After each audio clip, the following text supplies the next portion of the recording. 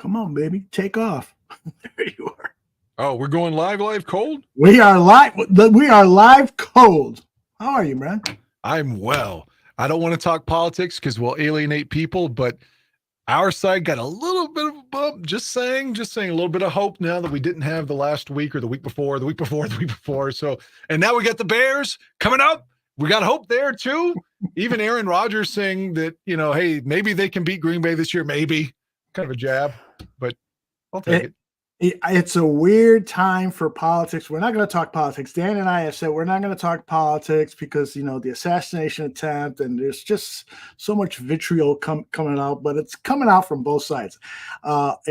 A follower of the show sent me a direct message with a new logo for Kamala Harris's presidency, and it's designed in a way where she's giving Joe Biden a blowjob. And I'm like, what? Whatever gets the job done, no pun intended. Blowjob and there you go. So it's going to be all football. We got a great guest coming, Bob Angelo, one of our favorite interviews. Johnny Santucci will do his Bear State of Affairs. Let's get this show going.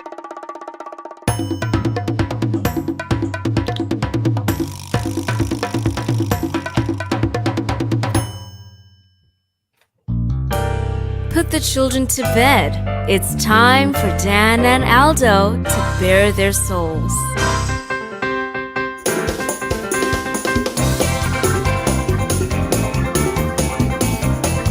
I love the Chicago Bears more than I do masturbating, and that is a lot. Then, with 3 seconds left, Bob Avellini throws a 30-something yard touchdown pass to Greg Latta, and the Bears win, and I literally shit my pants. I swear to God, I literally did.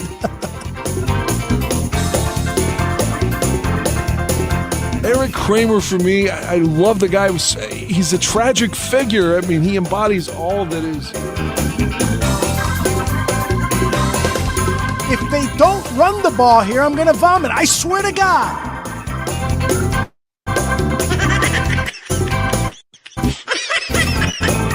Look, I don't mean any disrespect. He just didn't play well. Not five his caliber. They won, but I'm going to be miserable all week because they stopped. Shut the fuck up. I don't really have any recollection of that at all. Perhaps I blacked out. I'm not getting any pussy tonight. That's why I'm here.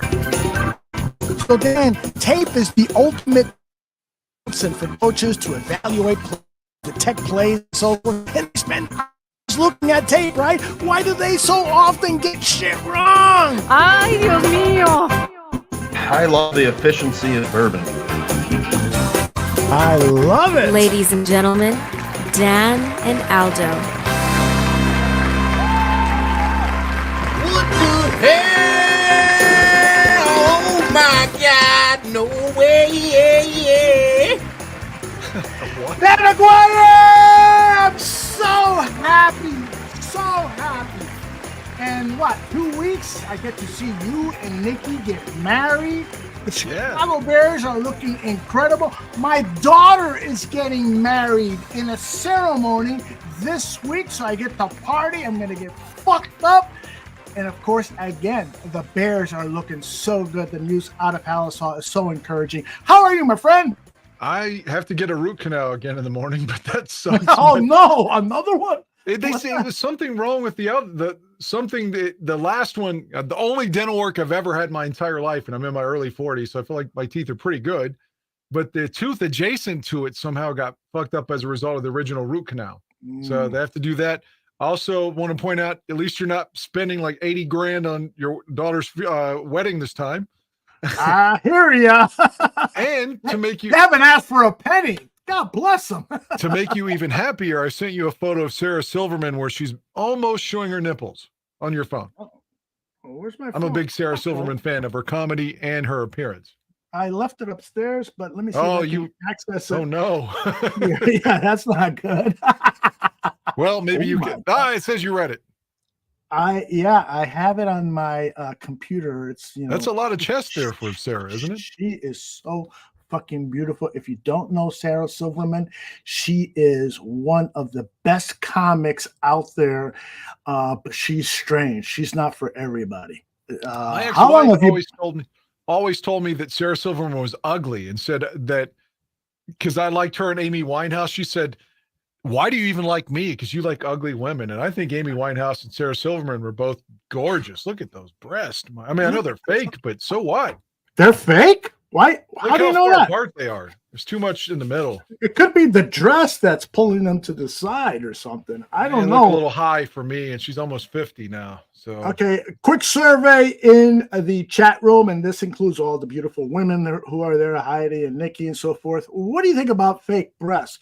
Do you like them? Would you like to, Heidi, particularly from you, would you like to suck on a fake nipple?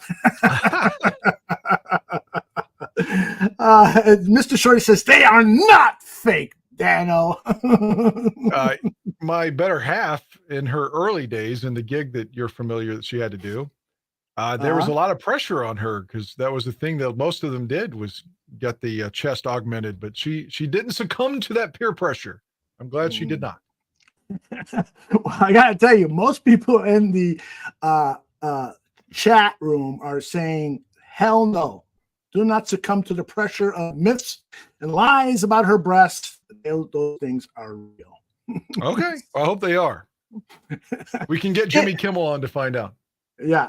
I think that Marilyn Manson, who you are going to see on your wedding night, is more likely to get breast enhancement than Sarah Silverman. I really do.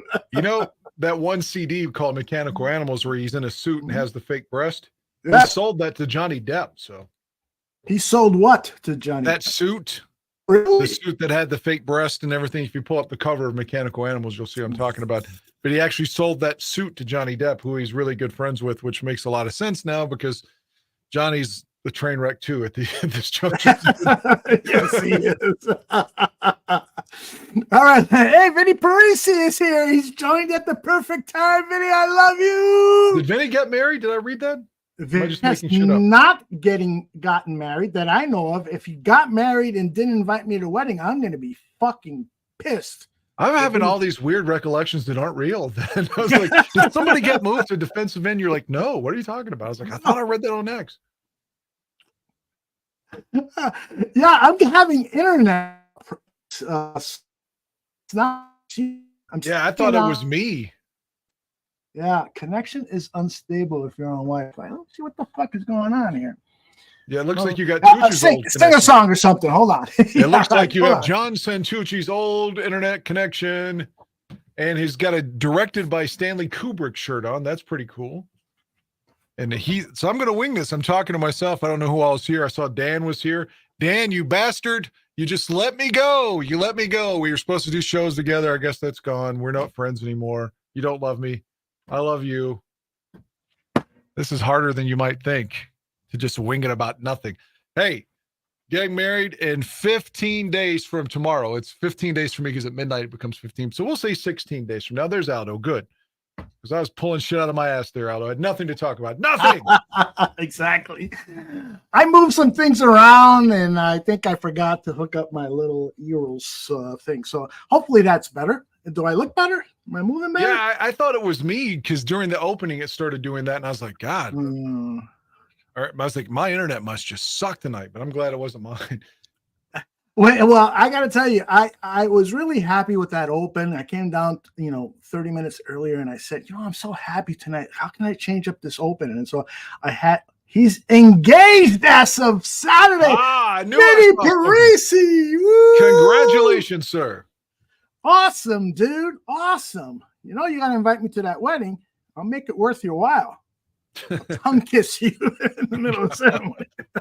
If anybody has any objection to this wedding, I love them. That'd be great. Because it's not mine. Your wedding. Yeah, it's not my wedding, so that would be great. It is. So you told me you've been so busy working, 18-hour days. What the fuck is going on? Well, I'm in my third straight 76-hour work week. 3 straight. I got to, subsidize our trip that's coming up. So I'm taking all these extra shifts. It's not easy, but a lot of people have had to work hard, so I'll be okay.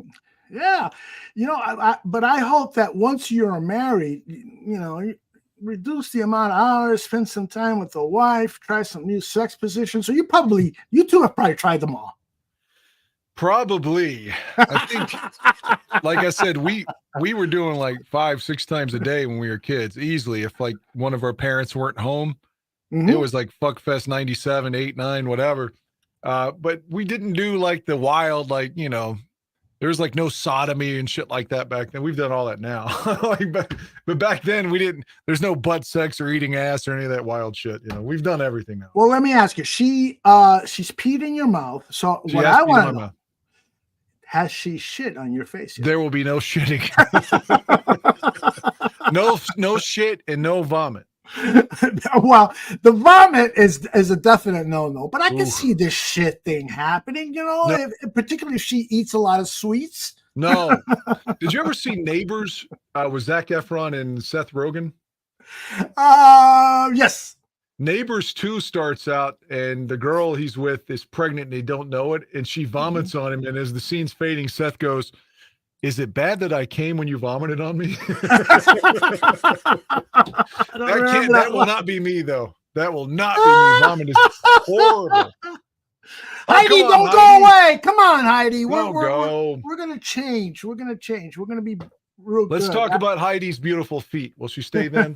Yes, exactly. Heidi, send me a new picture and your PayPal address so we can get you some money so you can come up and watch a Bears game with us. Nikki says that nobody's paying for my old ass. That is bullshit. That is bullshit. I'll tell you what, man. Your wife has the most beautiful eyes. I'm looking at her picture. By the way, is she giving you a titty twister there in that photo? She probably is. She likes to play with my man nipples, which is a little bizarre. You know what? I hate it when a woman does that, and I think it's because I got hair around the nipple, and so they're and it just no, don't. I don't know. She likes to suck my man nipples, and I don't feel like it's a bad thing. Okay. Well. All right, let's talk Chicago Bears. I don't want Heidi to leave us. No. Dan, the last several days, Friday, everybody showed up. Saturday, the first practice. They're still not in pads. That'll happen this upcoming Friday. Have you heard anything come out of camp that is enticing to you? I mean, I keep hearing the same stuff like, Caleb is, it was Dan Weeder, like, he's got a long way to go. Of course, just being critical of him because he's Dan Weeder. Of course. He's got a long way to go, but he looks like he could be good. I mean, I'm just like, God, why do I read this man's tweets? Like, everything is like just so negative at all times. But I mean, I saw some footage of him throwing a touchdown to DJ Moore, and he signed. I'm excited, man. None of this really matters yet. I guess it matters. Like, they got to get all this foundation paved to build the championship on that we want. So the work's got to be done. But I mean, it's so early on right now. We haven't even played the Hall of Fame game yet. So, I mean, there's a lot still to come. Absolutely. What I'm encouraged about, from what I'm hearing, is this defense could definitely be a top 5 defense. And that means, they were top 5 at the end of last season, but hey, they played some teams that weren't top 10 or 15, 20 offenses. What they got to prove now is that they can play at a high level all 17 games. And the information that's coming in is so encouraging about this defense. And the other thing, and we're going to talk to Bob Angelo, one of the pioneer producers of Hard Knocks, because this team seems so loose. It seems like every press conference that I'm seeing, they're joking, they're laughing, they're smiling. And that's such a great sign in comparison to what we saw the past few years. It was a losing team, and everybody hated Matt Nagy before Eberflus arrived. And John Fox wasn't much more loved than that. So there's just an aura. There's a vibe going on with this team that's really fucking exciting. Have you felt that at all? I'm excited. I'm always excited, even when we're going into like it's 2016 and the Bears are going to finish 3-13. But if you talk to me in August, I'm like, God damn the season, yes, this could be our year. So I'm always excited just because I'm the guy the Bears love to have. The guy that's going to buy the jersey no matter what is always going to be there. So yes, I'm excited. I'll play devil's advocate though. Do you think being loose could that be a bad thing if you haven't accomplished anything yet? That's a great fucking question. A great question. But I think that, in many cases, it's important to be loose. That will help you win, but sometimes it can backfire. We've seen that happen before. Teams bragging and all of a sudden the seasons. But the level of talent that Ryan Poles has accumulated here is what makes me feel that this camaraderie that's building and this loose talk that's going on at Halasaw is a good thing because the talent matches it. That's where I'm at right now. Hopefully they don't prove me wrong in the Hall of Fame game and we get our asses kicked 30-0 and we go through a week of despair. No, not at all. One of the guys that I'm most impressed with, Dan, and I think you are too, is Gervon Dexter. Everybody's talking about the fact that he showed up after a great offseason. He looks like fucking the Hulk. The players are calling themselves Avengers, and each of them has their own name and stuff. This is Gervon Dexter talking about the improvements. What impresses me most of all, Dan, is his focus. He will not be distracted by anything in front of him. It'll be better by my knowledge. Last year I would win some one-on-ones just because of my athletic ability, and now I'm going to win some one-on-ones because I know when I'm getting the slide, I know when I'm getting the turn protection, and so now I'm able to use my athletic ability as well as my knowledge for the game. So putting those two together is going to allow me to win. How about your whole defensive line? Right. How are you all collectively going to have a better rush this year? Just like I said, we've been together for a little longer. Montez has been here. We had the whole camp, and we've had the off season to work together, and then adding guys like Zach in there, adding guys and being able to rush together for a whole nother year, a couple months, will be a lot better. Hey. Ravi is saying Dexter is in great shape. What about that woman? I thought she was in great shape too. Dexter looked like a monster the night they drafted him. I mean, he was what's he like 6'7"? 6'6". He was about 320 then. I think he's a little leaner now. He talked about his diet and he's getting off the ball so quick. And Eric Washington, a new defensive coordinator, who by the way is so fucking inspirational when he talks. He says that what has impressed him about Gervon Dexter so much in camp is his focus, is the fact that he shows up among the earliest Bears at camp, and he's ready to go every play. He's just dialed in. So I'm so happy that this draft pick could be the 3-tech that this team needs in order to unlock what this defense can do. And really, you mentioned Eric Washington, just the juxtaposition between he and Alan Williams, who came out. Remember how Alan Williams would wear his glasses like Chuck Schumer? Like, yes. I don't trust any man that wears their glasses like that on the edge of their nose. They're always shady people. Yes. Oh, I hate that. And we know Alan was like, just constantly watching porn or something. So at least we have a defensive coordinator. I think Chuck Schumer does too. Yeah, maybe. But we have a defensive coordinator that we can be happy about now. Yes. This guy, I guess he has a military background. His specialty is pass rush. And what I love about the whole Gervon Dexter, and I'm about to call it phenomenon, but it's way too early because we've got to see them in pass. We've got to see them actually execute on the field. But it could be the Dexter phenomenon is that he is going to provide such a great pass rush up the middle, and that is going to force the quarterback to it's going to disrupt the quarterback. He's going to throw off timing passes. He's going to throw inaccurately. That's going to lead to turnovers and stuff. The pass rush pressure, everyone thinks old football. It has to come from the outside. No, it fucking doesn't. It can come from the inside. I know there's usually 3 guys there blocking 2 guys, But with Montez Sweat on the outside, they're going to be fucking moving guys over, and that's going to leave Dexter one-on-one. He's going to be in the lap of quarterbacks all fucking season long. I wish Nomad was here because he'd tell me, yeah, you're absolutely right, fucking Aldo.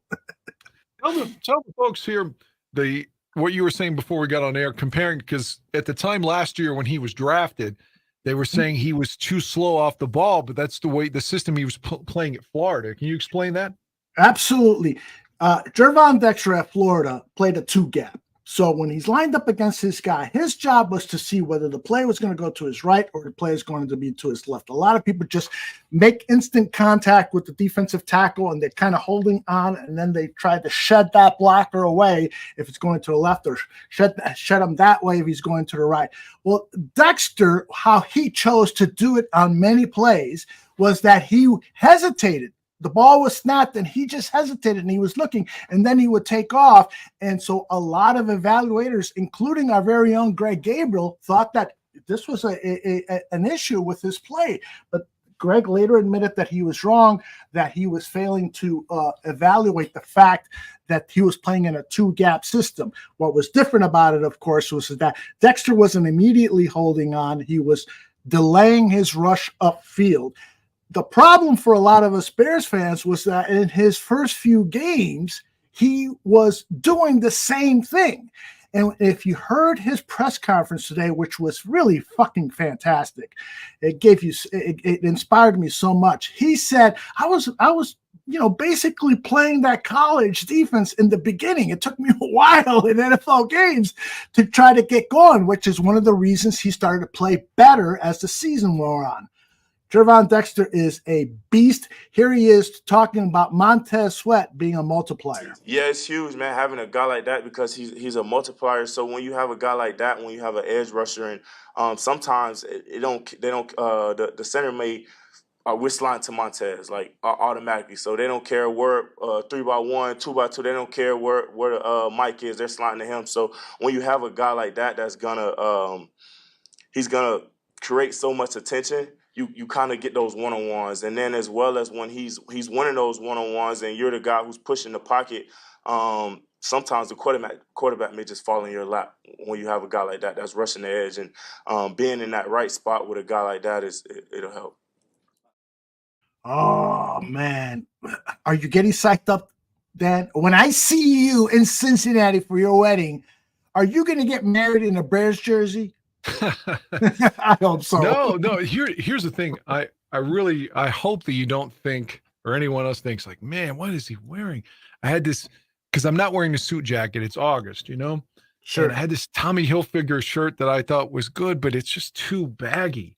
Like, I don't know, it makes me look fatter or something. Like, it's too. So I bought this shirt that looks like something Tony Montana would wear, or as Nikki says, it looks a little soprano-ish. But I'm afraid it looks a little country and western. So I'm afraid you're like, what the fuck is Dan wearing? But no, it's not a Bears thing. I'm not getting married in Bears. Are you wearing anything Bears related, like your Bears shoes, your Bears underwear? No. Anything at all? Nothing? I don't have any Bears draws, actually, but I'll have, dress pants on and a shirt, a tie, and some dress shoes. Well, one of the gifts I'm bringing you is a Bears 3XL T-shirt with the original, not the original Bears logo, but the bear on top of the football. Right. Remember? Okay. And I think you're going to look great on it. I'm not suggesting you wear it for the wedding, but maybe you wear it to the concert or the following day when you guys are going to travel around Cincinnati. Have a good time. Well, we were going to wear Cincinnati Red stuff that weekend, just because it's an homage to the town that we're getting married in. Plus, I grew up a big Reds fan until they forced Dusty Baker out, and I haven't been back since. Haven't watched any baseball. It's just sort of passed me by. But because we're in Cincinnati, we're going to play wear the Red stuff, and we have matching outfits too, because we're sappy like that. If I bought you, not for Nikki, but for you, a Bears butt plug, would you consider wearing that? No. I don't want anything in my ass, so I'll take Nikki's finger, but that's about it. Well, Nikki, when I see you, I am going to bring my magic marker and put the word bears in your middle finger with directions on how to effectively make him ejaculate within seconds. All right, Hey, back to our regular schedule. Yeah, but real quickly, I just want to say I'm going to send you a picture of the shirt, and you give me your honest assessment if you think it. I'm afraid it's like looks like a country and western thing, but she says it looks like it's something from The Sopranos. So it's technically marketed as Cuban. So Sure. I just don't want people to be like, "Boy, he's wearing some shit for a country music video." You know? Yeah, I'm I'm going to forgetting the Macy's name. now. There's a name for those shirts. It's called a cabarera or something. I forget what it is. I've always wanted to buy one for myself. Maybe I'll buy one, and that way I'll be wearing a similar shirt to you. But yeah, send the picture to me so I can take a look at it. right. I think those shirts are real cool, but I don't own one. I was actually looking for a shirt like that for a event that I was going to. I couldn't find one, and so I ended up buying a daishiki. You know what a daishiki is? I do not. Daishiki they were really, really popular when I was growing up in the late 70s and early 80s. They're our African shirt, it's got a lot of colors and stuff, and the sleeves come out to here and stuff, and it goes down to about the top of your zipper. Heidi is like, what the fuck are you guys talking about? Heidi, Guayabera. That's what you have. You sent it to me?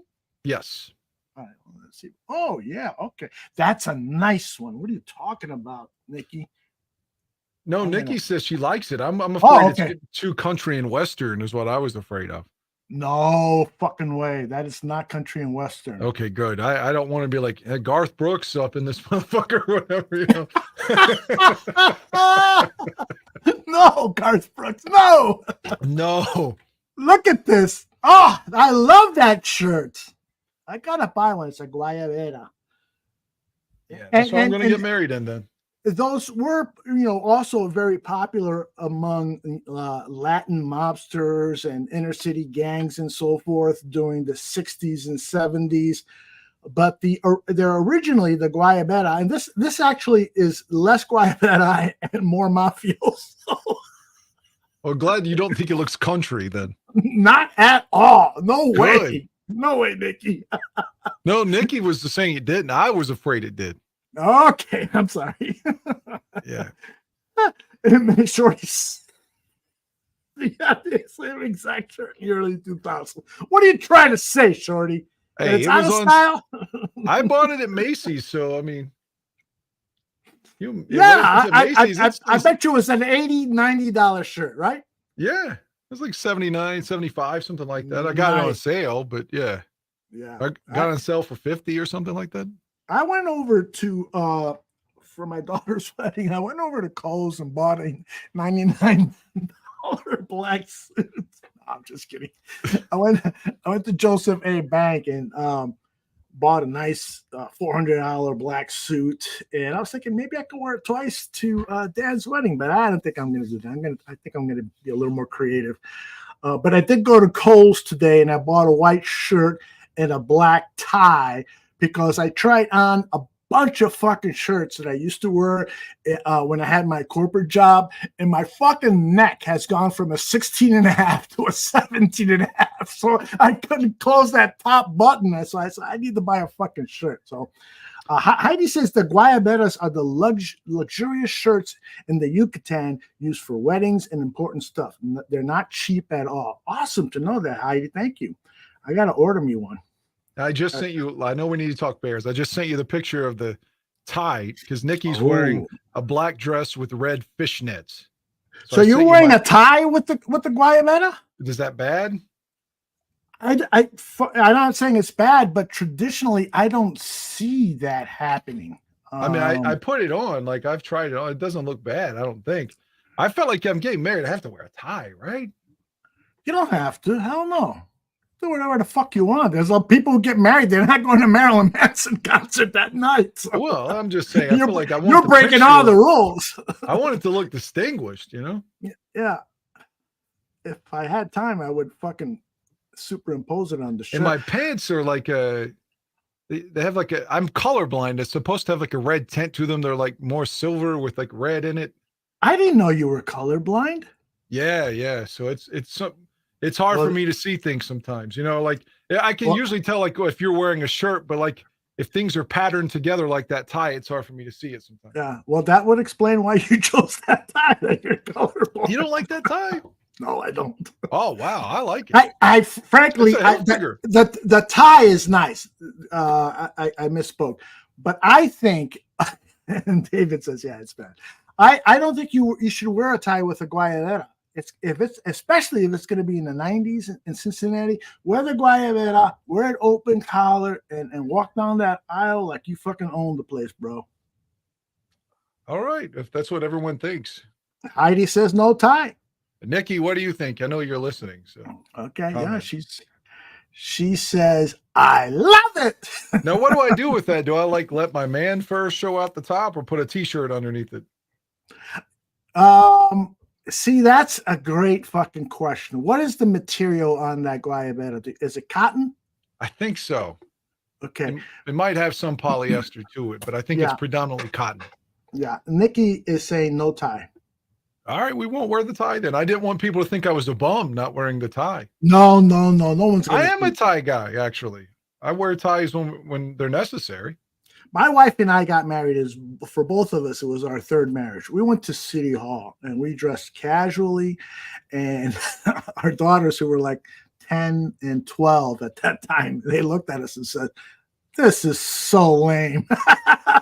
This isn't what they wanted, a big wedding and all that stuff.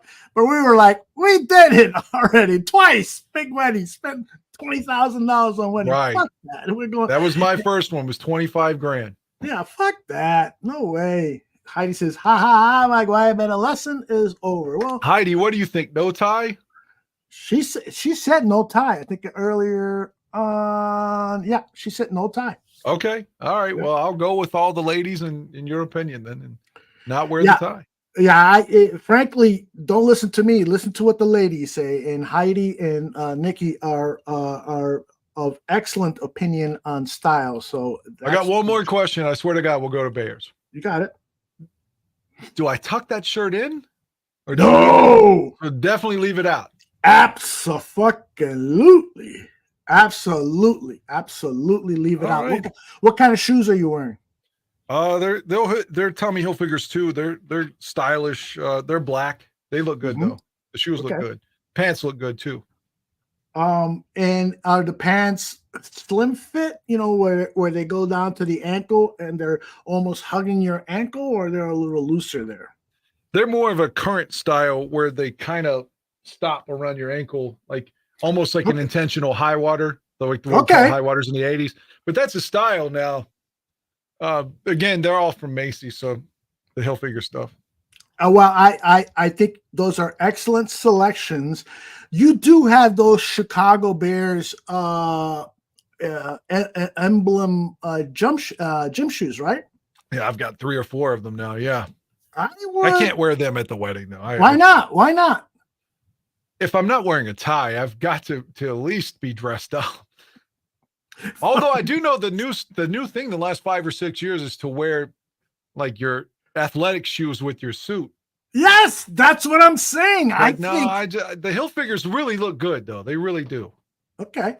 Well, I'm sure the Hilfigers will look totally fucking awesome, but I just can't see you marrying Nikki without something Bears, like a chain or a fucking Bears tattoo or something. I'll be like Jim McMahon and wear my McMahon jersey to the White House. He wore it to the White House with the Packers. Now I'm glad you're not going to the extreme like Phil Toshin of the Tape Never Lies. He told us that at his wedding, all of the tables they didn't have numbers on the tables. They had the name of Bears players. So you're sitting over at the Mike Singletary table. That's awesome, though. That is kind of cool. Give Phil all kind of props for that.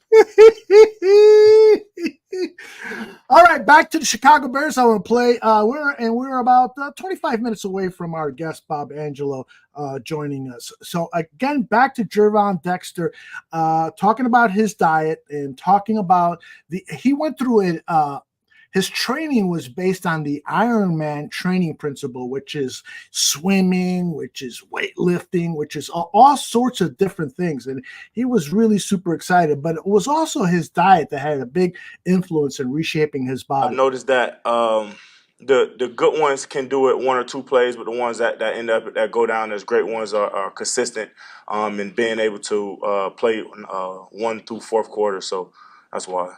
You make changes to your diet too? I did, yeah. What did you do? Just I leaned out some things. I took out some things. I took out like late night snacks. So, for example, if there was something that I usually have later at the night while I'm running up to bed, I would probably cut it out or do something that was a little healthier for me. So things like that. How different do you feel? A lot different. Yeah, I feel like I can move around easier. I can go longer. So I feel a lot different. What was the toughest thing to cut back on and take out? I would say that late night snack, man. It's different things that I would eat, and I just like, man, I'm like one honey bun won't hurt me, and right. So yeah, just I cut that out, and now I feel a lot better. Dan, are you a degenerate like me? When he says I can go longer, all of a sudden you felt like sorry for his girlfriend or wife. It's like, holy shit, stop already. You're killing her. Stop. She's had enough.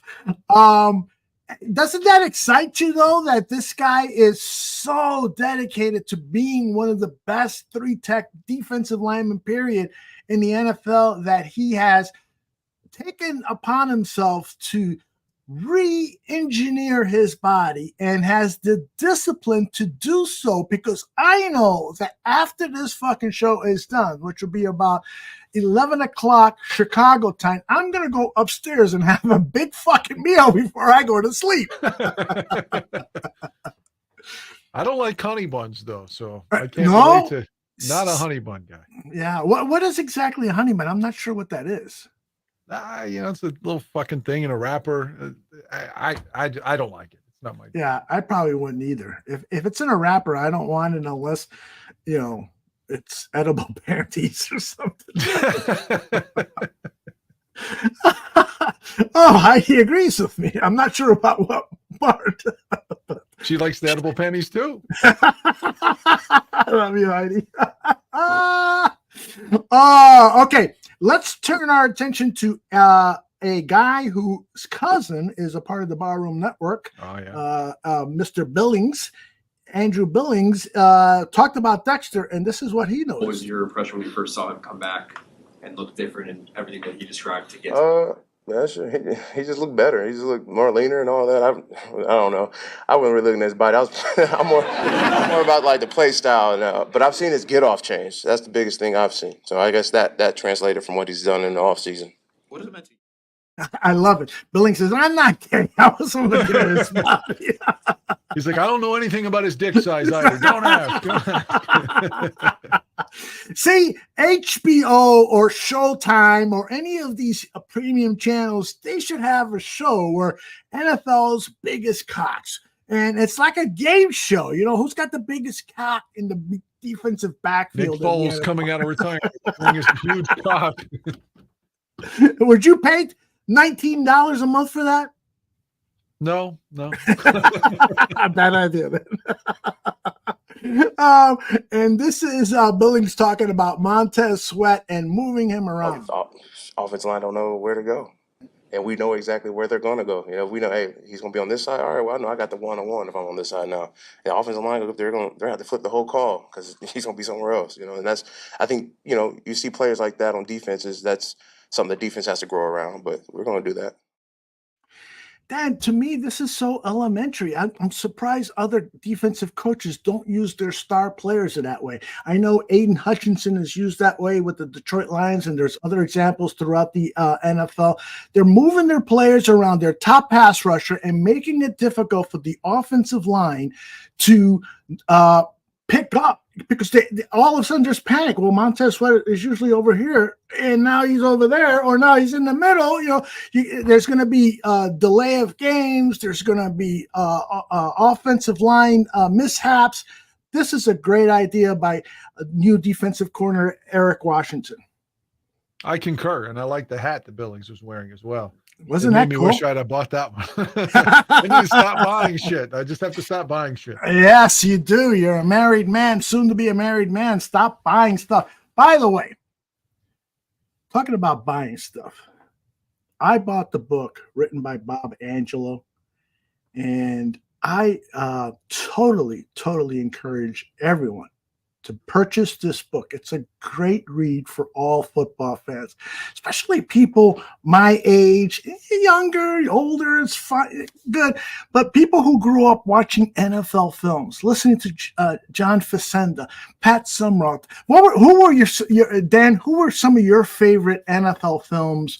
Narrators, and do you recall any particular NFL films, episodes that you like? Yeah, everyone loves Facenda. I mean, I loved his specifically the Super Bowl 11 film. I thought was probably he and Steve Sable's best work together. And Sam Spence did the music. It's really good shit. But yeah, I loved the guy that did the Phillies broadcast. Was it Harry Callis? Harry Callis. He was so good on NFL films. And I know I mentioned the Chicago guy that and the dude that wrote the book. He didn't like it, but really.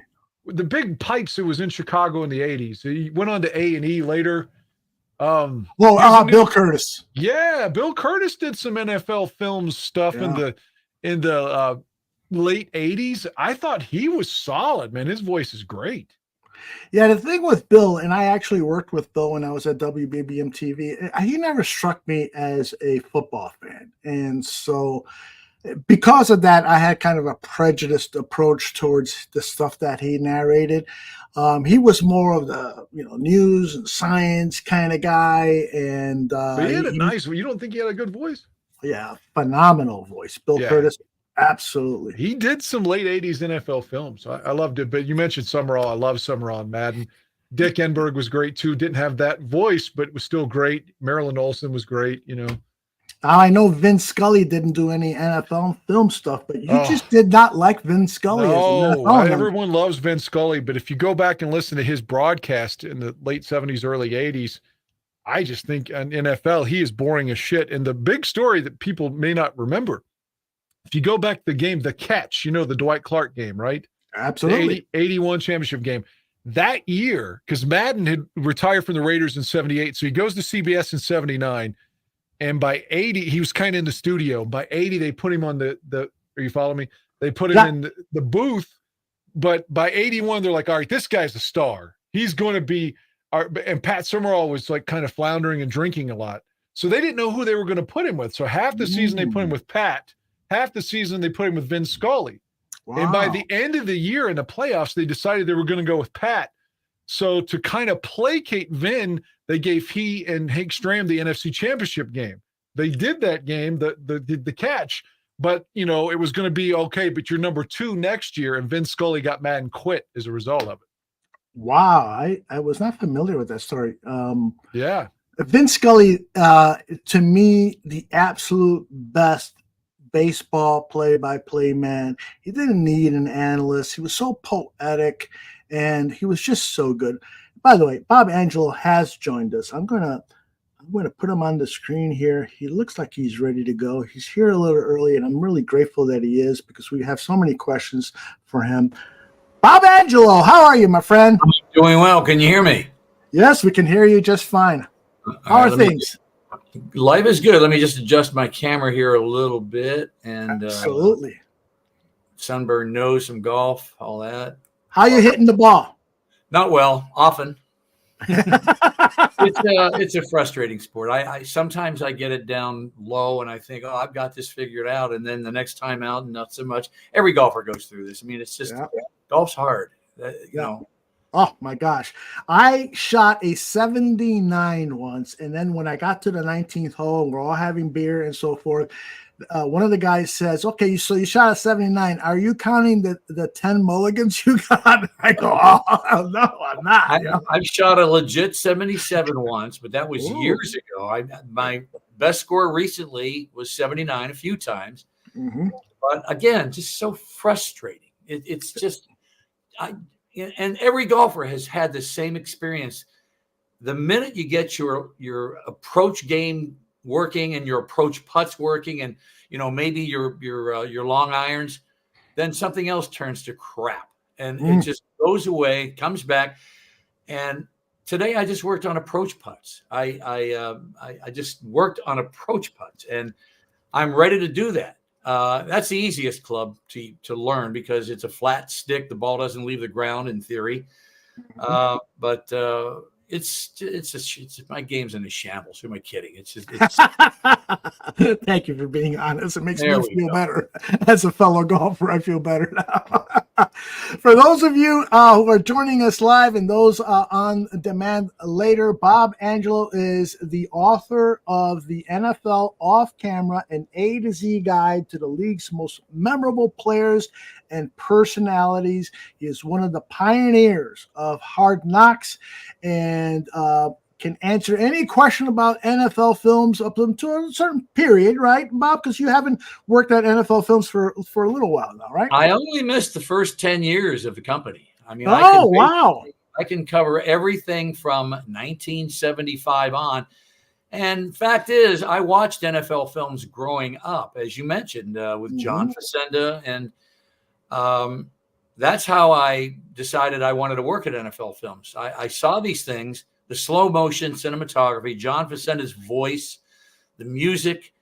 And I said to myself before college, somebody's writing these things. Well, I know as much about pro football as anybody I know.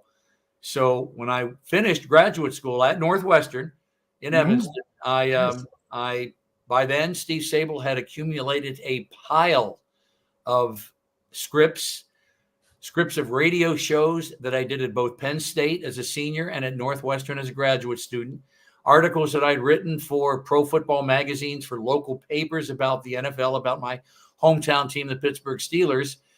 And he said, this guy really wants to work here, so let's have him in. And if he, if he's not a cyclops, if he doesn't, it would have had to have been very bad for him not to hire me, because I had demonstrated my interest in the company, my knowledge of the company, and he wanted me on the staff. So I spent 43 plus years there on the staff at NFL Films. Outstanding. Congratulations on that. And by the way, Dan and I were talking about some of the voiceover work by those great voiceover artists that NFL Films employed over the years.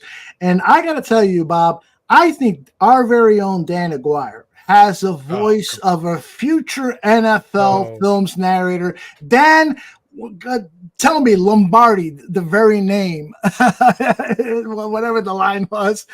Say something. Don't make me put over Green Bay. Come on. That's right. Okay, say whatever you want. Hallis, the co-founder of the National Football League. Papa Bear. Does it make you hard, Papa Bear? Hey, it works for me. I'm looking down. John Facenda was the guy. He was the guy. And it's funny, when I was a guest on Good Morning Football last August, that was one of the things they really wanted to talk about. And I kind of said, well, John could read a shopping list and make it interesting. And then I imitated him. I said, broccoli, Brussels. That's good. Patties. I love it. But, yeah, I mean, I thought Jamie Erdahl was going to spit out her coffee. I mean, she was laughing so hard. But John was to me, the reason that NFL Films made it as big as it did. Mm-hmm. The music was spectacular. The slow motion cinematography was good at the time. It was kind of groundbreaking at the time. Yeah. And then, the modern filmmaking techniques that Steve Sable insisted we all learn and use, and the methodology. But without John's voice, I don't know. I know I wouldn't have been as attracted to it as I was. I mean, we would play slow motion football, and we would, and I to the 25, I'd imitate John as I was running, and then I'd get cold caught from behind, and I forget all about that and start fighting with somebody. But long story short, John's voice was the one. There were other people after him, quite a few, but everybody tried to imitate John, but nobody could duplicate it. Hey, Bob, I think I mentioned this last time we were here, but it's worth in my opinion, I just want to hear what you have to say again. In my opinion, I know he died in Can what? I drink on the 84? show, by the way? Absolutely. Okay, in your opinion, I think where Facenda died in 84, but I thought the NFL films, when they transitioned out of using the music and just basically playing the radio broadcast in I thought the highlights really went downhill after they changed the format away from the music and the narration and just, you know what I mean? Like somewhere around the mid-20s on the highlights, they kind of just went away from everything that they had done before that. And that I like the way it was done in the early years is what I'm trying to say. I agree with you. And there was a big difference between what we did for television shows, you know, in short order, starting on Monday mornings and getting the shows ready for Wednesday night, as opposed to the productions that would take 3 to 4 weeks, where we had many, many hours to go through the footage, to fashion the footage into good visual storytelling, add that music from Sam Spence. I heard Sam's name earlier, I think from you. Yes. And he was our composer back in the day. And Steve would send him Borodin symphonies and things that he liked. And Sam would just, you know, he would duplicate it up to 7 notes because, you know, ASCAP, BMI, if any of those people were listening, that he'd say, wait a minute, I've heard that before. But, you know, he knew just how to alter the music enough so that it became NFL Films original music, if you will. And those productions that took a while to put together, those were the ones that I remembered from growing up, those highlight films, as opposed to shows where we would just do segments. I was specifically talking about the Super Bowl highlight that they would do in the off season. You know, you had the heavy music with the narration, and then somewhere, you know, in the mid 90s, they kind of got away from all of that. And it just focused on each team's radio broadcast mixed in with the read and not really any of the Sam Spence music. And I just thought that they really lost something there. Those are very keen observations. You're exactly right. We did come to rely upon play-by-play calls and additional audio as opposed to just music, narration, and storytelling. I agree with you. And it was a change for the better in the long run, because I don't know that we could have stuck with that formula from the 1960s and still be relevant today. And I look at what our guys are doing today. When I say our guys, the folks who are handling all of the producing and directing and the writing and editing in NFL films, they are really talented. I mean, they've got so much talent in that building right now. Quite a few of those guys, I mean, their talent dwarfs mine. I look at the things I did and look at what they're doing today and think, holy crap. I mean, you guys are good. You guys are really good. And that had to happen. We had to evolve as a company, grow as a company, and change the way we did business. I do miss those good old days when, you know, you could hear a piece of music, know that was Sam Spence, hear that voice, John Facenda, and just think, wow, this is going to be an interesting half hour. And I'm just going to sit and enjoy this. That's you know what I'd like growing up. If you were working there now, Bob, I would pitch you this. I'd be like, give us an on-demand channel we pay $10 a month for, whatever, and give us full access to the old shit. That would be great. It's out there. It's all been, you know, all of those show masters have been transferred. They exist in video, of course. They had many different video versions, and of course now they all exist as files, so they can be, you know, they can be sent out almost immediately. That's not a bad business model for someone. You know, hey, let's get NFL Films as old stuff, and you know, and let's hear Steve and Ed too. Like, don't edit it. Don't give me somebody else from today. Let me hear the way, like Steve saying the gift of grab and introducing the wide receivers of the 70s. Like I want to hear it the way, I want to see it the way it was when it aired. I can't argue with you. I would, you know, would I watch it? Well, not, you know, maybe some of the ones that I did, but I love that stuff. That's why I wanted to work for NFL Films. Or how about the show with Brookshire and Summerall? The one from the early 70s. This week in the NFL. Yeah, I would love to watch those week by week. I started there in the fall of 75, and I was the new guy. And one of my weekly jobs was to take their blue NFL Blazers to the cleaners because they would sweat on set. And it was my job to bring them back, with the pits not stinking anymore and dry clean and ready for the next taping. But and then fortunately the next year a new guy started at NFL Films, another Northwestern grad, and it was his job to take those things. I love it. People would see me. I'd walk in with those things. Where did you get these? I said, well, it's Tom Brookshire's and Pat Summerall. Oh, yeah, sure, buddy. Yeah. That's funny. They really are, honestly. I'm not kidding you. I mean, I work there. Oh, yeah, right. Yeah. I don't want to step on you. Just a quick observation. After Pat got put with Madden, they made Brookshire a play-by-play guy after that, and he was damn good. He was good as the analyst and the play-by-play. Very versatile and very underrated and kind of forgotten today, unfortunately. I kind of agree with that too. And both Tom and Pat were legendary drinkers. I heard something about that earlier. Yes, I brought that. And here I am at yes. time or whatever it is. But I realized, I told my wife, I'm going to be on tonight at 10 o'clock Eastern. I can't have my usual cocktail hour and a half at 5 o'clock or 5:30 when I'm done feeding the dog. So I held off until I had the lit and my, I think it looks kind of nice back there. Right? Yeah, absolutely. The bookcase with the footballs and all that crap.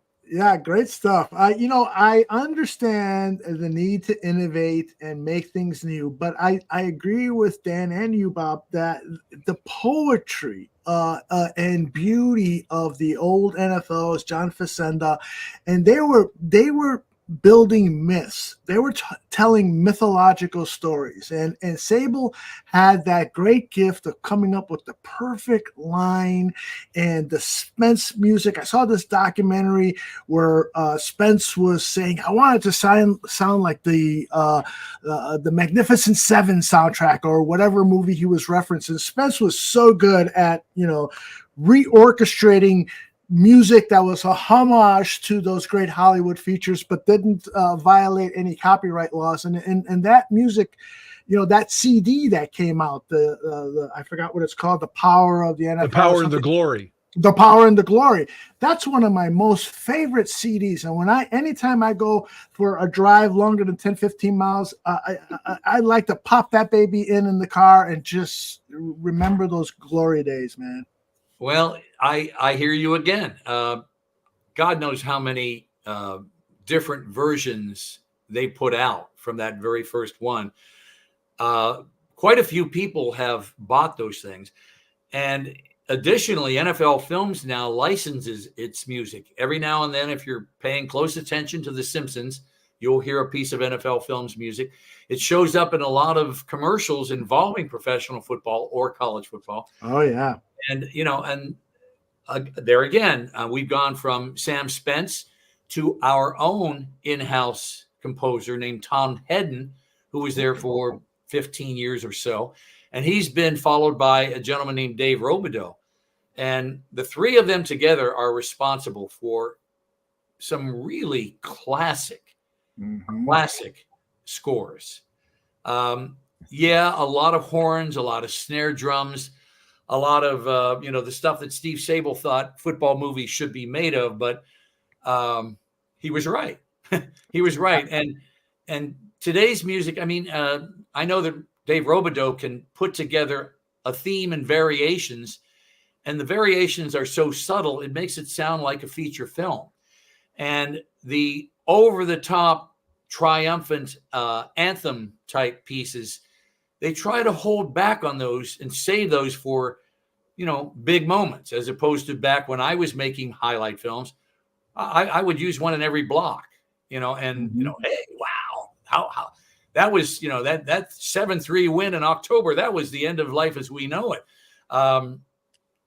The whole new approach at NFL Films is, no, let's use our music more intelligently, more creatively, as opposed to just bang, bang, bang. Wow, wasn't that terrific? That 12-yard touchdown pass that won that meaningless game in November. No, they're a little more choosy and specific about using the big pieces, the fully orchestrated 60-piece orchestra type climactic moment pieces. That makes sense. You know, I got to tell you, for me personally, watching NFL films is what inspired me to get into television and movie production. And I slapped together. I'm 65 years old. I've been retired now for about 10 years. But Oh, you're a youngster. yeah, I'm a young man, right? Yeah, right. Don't tell my body that. It'll laugh at you.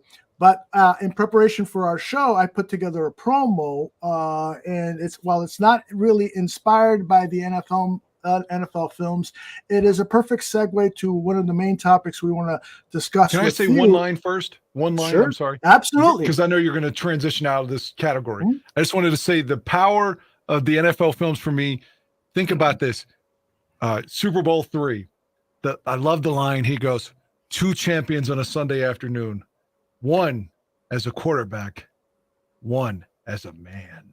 Comparing Namath to Unitas at the end of Super Bowl III. That shit is chilling to me.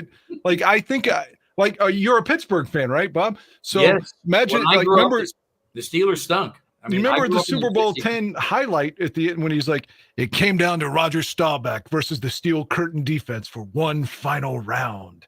That shit made that is so much better than anything today. But I'll digress. Well, anything Steelers, of course, it rings true to me because when I was growing up in the 60s, Pittsburgh stunk. Chuck Noll came along at the end of the decade. He had a brand new way of doing business. He'd learned under Paul Brown. He'd learned under Don Shula. He'd been around those people. And he walked in, and Andy Russell had the best description of it. He said, we gathered around our new coach on the very first day at camp, and, we're all with this kind of false and Noel just put his hands up and said, okay, we don't need any false chatter. We don't need any false chatter. That's not what we're here to do. Whoa, okay. And he said, this guy's different. He went 1-13 or whatever it was. 1-13, yes. 1-13 is That's how you stole Terry Bradshaw from us. Right. But he got, he drafted Joe Green that first year. He had Mel Blount on his squad. Mm-hmm. And then the next year he drafted Bradshaw. And then, you know the rest of the story. But by the time I was a grad school student at Northwestern, they were in their first Super Bowl, Super Bowl IX.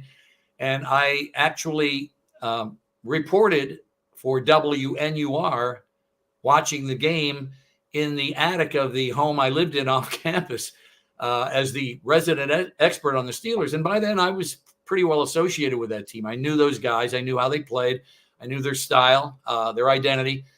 And over the years got to know every single one of those guys. But I just remember phoning in my reports from the Crawford's attic on 2418 Lincoln Street in Evanston to WNUR radio, NUR meaning Northwestern University Radio. I love Hey, Bob, what do you think about what Al said? If you remember this, Al Davis, he always gave the story that Bradshaw came up to him and was like, get me out of here, Al, trade for me, because they were starting Joe Gilliam. Mm-hmm. And Terry was frustrated, and Al was like, he's like, I called up Chuck and was like, what are you doing? Bradshaw's your quarterback. He's like, I shouldn't have fucking said anything. But he goes, I would have traded for Terry. But he said, we still had Daryl LaMonica. We had Stabler. We didn't have any room. But Al always said that he put a call into Chuck and said, why don't you play Bradshaw? He's your better quarterback, and said he shouldn't have done that. Do you think there's any validity to that phone call that Al said? Probably. If it happened as a result of week 3, 1974. Gillum, however he likes to pronounce it, was the starting quarterback. They won their first game. They tied their second game, and the Raiders kicked their asses in Pittsburgh. And after that, shortly thereafter, Chuck realized, okay, Joe's got a great arm and a great release, and seemingly has command of the passing game, but we're not winning, and we got a lot of talent here. So he inserted Terry Hanratty rather than Terry Bradshaw. And Hanratty played a game or two until Chuck recovered his senses and realized, I'm going to win with this guy. If we're going to go to a Super Bowl and win it, it's going to be with this guy. But it still took Terry Bradshaw until the end of the 76 season to figure out that he hadn't learned how to play quarterback yet the way Chuck wanted him to learn how to play. From 77 on, Bradshaw was fairly unstoppable. The reason was they went out to Oakland, played the Raiders, lost the championship game, trying to win their third straight AFC championship. 76. Yeah. 76. And that's when Terry Bradshaw realized, I got to get better. And he did. Now, they use a lot of Max Pro with 3 people in the route combination. And lots of times, I mean, Terry basically would go in the huddle, and this is from Terry, Lynn, and John Stallworth. He would just say, Max protection, Lynn and John get open. And they'd run that deep dig. He could throw that bullet in front of the safeties, and they'd advance 16, 18, 20 yards at a time. And that's when Bradshaw, if you look back some of those early games starting in 1978, that's when Terry Bradshaw took over the football team and became the quarterback that Chuck envisioned him being when he was drafted. And don't sleep on Frank Lewis. They had him early on in the first couple championships. That guy from Grambling, great speed. Excellent. He balled out. Was it with Buffalo, I think, afterwards? He got traded. Yeah. Frank Lewis, like they could have, man, imagine Lewis, Stallworth, and Swan together in a 3-set, like in current football formation. But then they brought in Jimmy Smith, and he was a damn good third receiver. Number 86, I believe. I mean, big, tall, drink of water. He could get open, run the skinny post, out jump people. I mean, he had weapons. And Franco was still relevant at the time. He wasn't going to rush for 100 yards every single week on 21 carries, but every now and then, if you fell asleep on Franco, and he could, still had 4 or 5 speed. At the end of that decade, they were pretty unbeatable, even though they were veterans. And that's one of the reasons they were unbeatable, according to something I just read the other day from the Cowboys. I forget who it was. I want to say it was one of the defensive backs. Said the reason that they beat us twice was in 75, we had 12 rookies on the team. The Cowboys did. And in 79, we had a new group of people, and they were veterans. The Steelers were, that group was together before free agency when you couldn't break a team apart. And why would Noel get rid of any of those people? Now he's got, I'm going to say 9 of them in the Hall of Fame in addition to Chuck, 10, 5 on defense, 5 more in offense. So they're in Donnie Shell. Yeah, so it's 11. There are 11 guys in the Hall of Fame from that team. And, Andy Russell arguably could be. L.C. Greenwood certainly should be. So we're up to 7 now in our 85 Bears, and we definitely should have a couple more. Wilbur Marshall should be in there. Absolutely. I like Wilbur. And I also heard Otis Wilson won the dead hang in the locker room, so he should be in there too. That's the rumor. I have no confirmation, no visual confirmation. Bob, John Facenda said there are 27 teams in pro football, and then there are the Pittsburgh Steelers. Again, Dan just shared one of his favorite lines. Do you have a favorite line or two that you can share with us? The one you just NFL? I wrote that. Is that right? I did that highlight film. I had problems with the Steelers that year because I wanted to call a team of the decade. And the Rooneys are very, very conservative. They didn't want to piss anybody off. They didn't want to blow their own horns. They insisted that I come up with another title. A cut above was about my 15th option that I gave them, but it came to me one night. I woke up and I thought, a cut above. They can't argue with that. I'm not saying they're the best damn team that ever suited up, even though I did in the script itself. They accepted that one, and that was the one we went with. But I wrote that line for Facenda. I mean, I thought about that opening for months before, and I cut it. I still have it on my phone. I mean, it's someone sent it to me. Wild. Someone sent it to me the other day and said, football in the 70s was NFL films and John Facenda's voice. And they happened to send me that particular opening sequence that I cut. And I know Aldo wants to go to that piece, and I'm so sorry. That's fine. What do you think as a Steeler fan? Honestly, give me your honest opinion. The Renfro play with the Oilers, that you have to admit that was a touchdown. Now, the AFC Championship game where Houston. If you look at it over and over and over again, you can see it whatever way you want to see it. it doesn't appear as if he got a second foot down in time as he went across that line, or it was juggling the ball. How was it? He was juggling the ball before he got both feet down. I think that was the ruling on the field. I've seen the play from that end zone angle 100 times. I still don't know. I honestly don't know. I mean, that's like the Immaculate Reception. The Raiders say, well, blah, blah, blah, blah, blah, blah. You know, it had to have hit Frenchie Fuqua. Well, Frenchie, when he was alive, he wouldn't tell me. I interviewed him. I tried my best to draw it out of him. He said, hey, I didn't provide the impetus for the ball to go backwards. How could I have done that? That had to come from the hit. And that made sense to me. But again, I'm a Steelers fan, so I'm going to see. Some people think Franco took it off the turf. Some people think Tatum hit Frenchie and Frenchie hit the ball. And then Phil Villapiano says there's a clip on the play. There's like 20 different things that the Raiders could point to that Pittsburgh got a break. Madden always said that the officials went in the Pirates dugout, got on the phone and called the police and said, how many people you have to get me out of here? And they said 3 or whatever. And the official comes on the field, touchdown. Madden said there was a 5-minute delay before they called touchdown on the field. I like that story because I think the officials were concerned, A, about getting it right as they could, B, about getting out of there safely.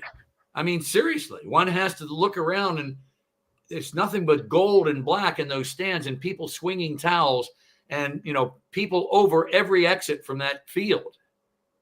Steelers fans hovering around every exit of that field. There were not enough policemen in that stadium to stop the riot that might have ensued if they had not. I don't know, again, I don't mean to keep talking about the Raiders or Madden, but by the time Rob Lytle fumbled in the championship game in 77 and they gave the ball back to Denver, like Madden, when he retired, was like, I just can't keep getting cheated. It's killing me. Like he honestly felt that the officials were against him. And he's like, it is fucking killing me. I have to get out of here. I'll never coach again. I'm not leaving, going anywhere else. I can't take the stress of the officials making bad calls every damn year. What do you think about that? Officials made. Always against the Raiders in those big games. It really was. Officials made 6 dozen horrendous calls last year.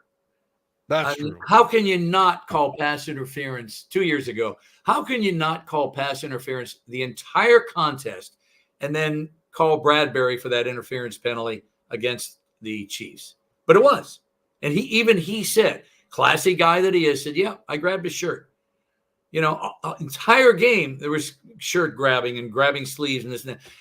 Fourth quarter, though, when you make a mistake in the fourth quarter at the end of the second quarter, or when it results in a score and it's a game-changing score, and in the playoffs, almost every score becomes a game-changing score, potentially a game-changing score, outcome-deciding score.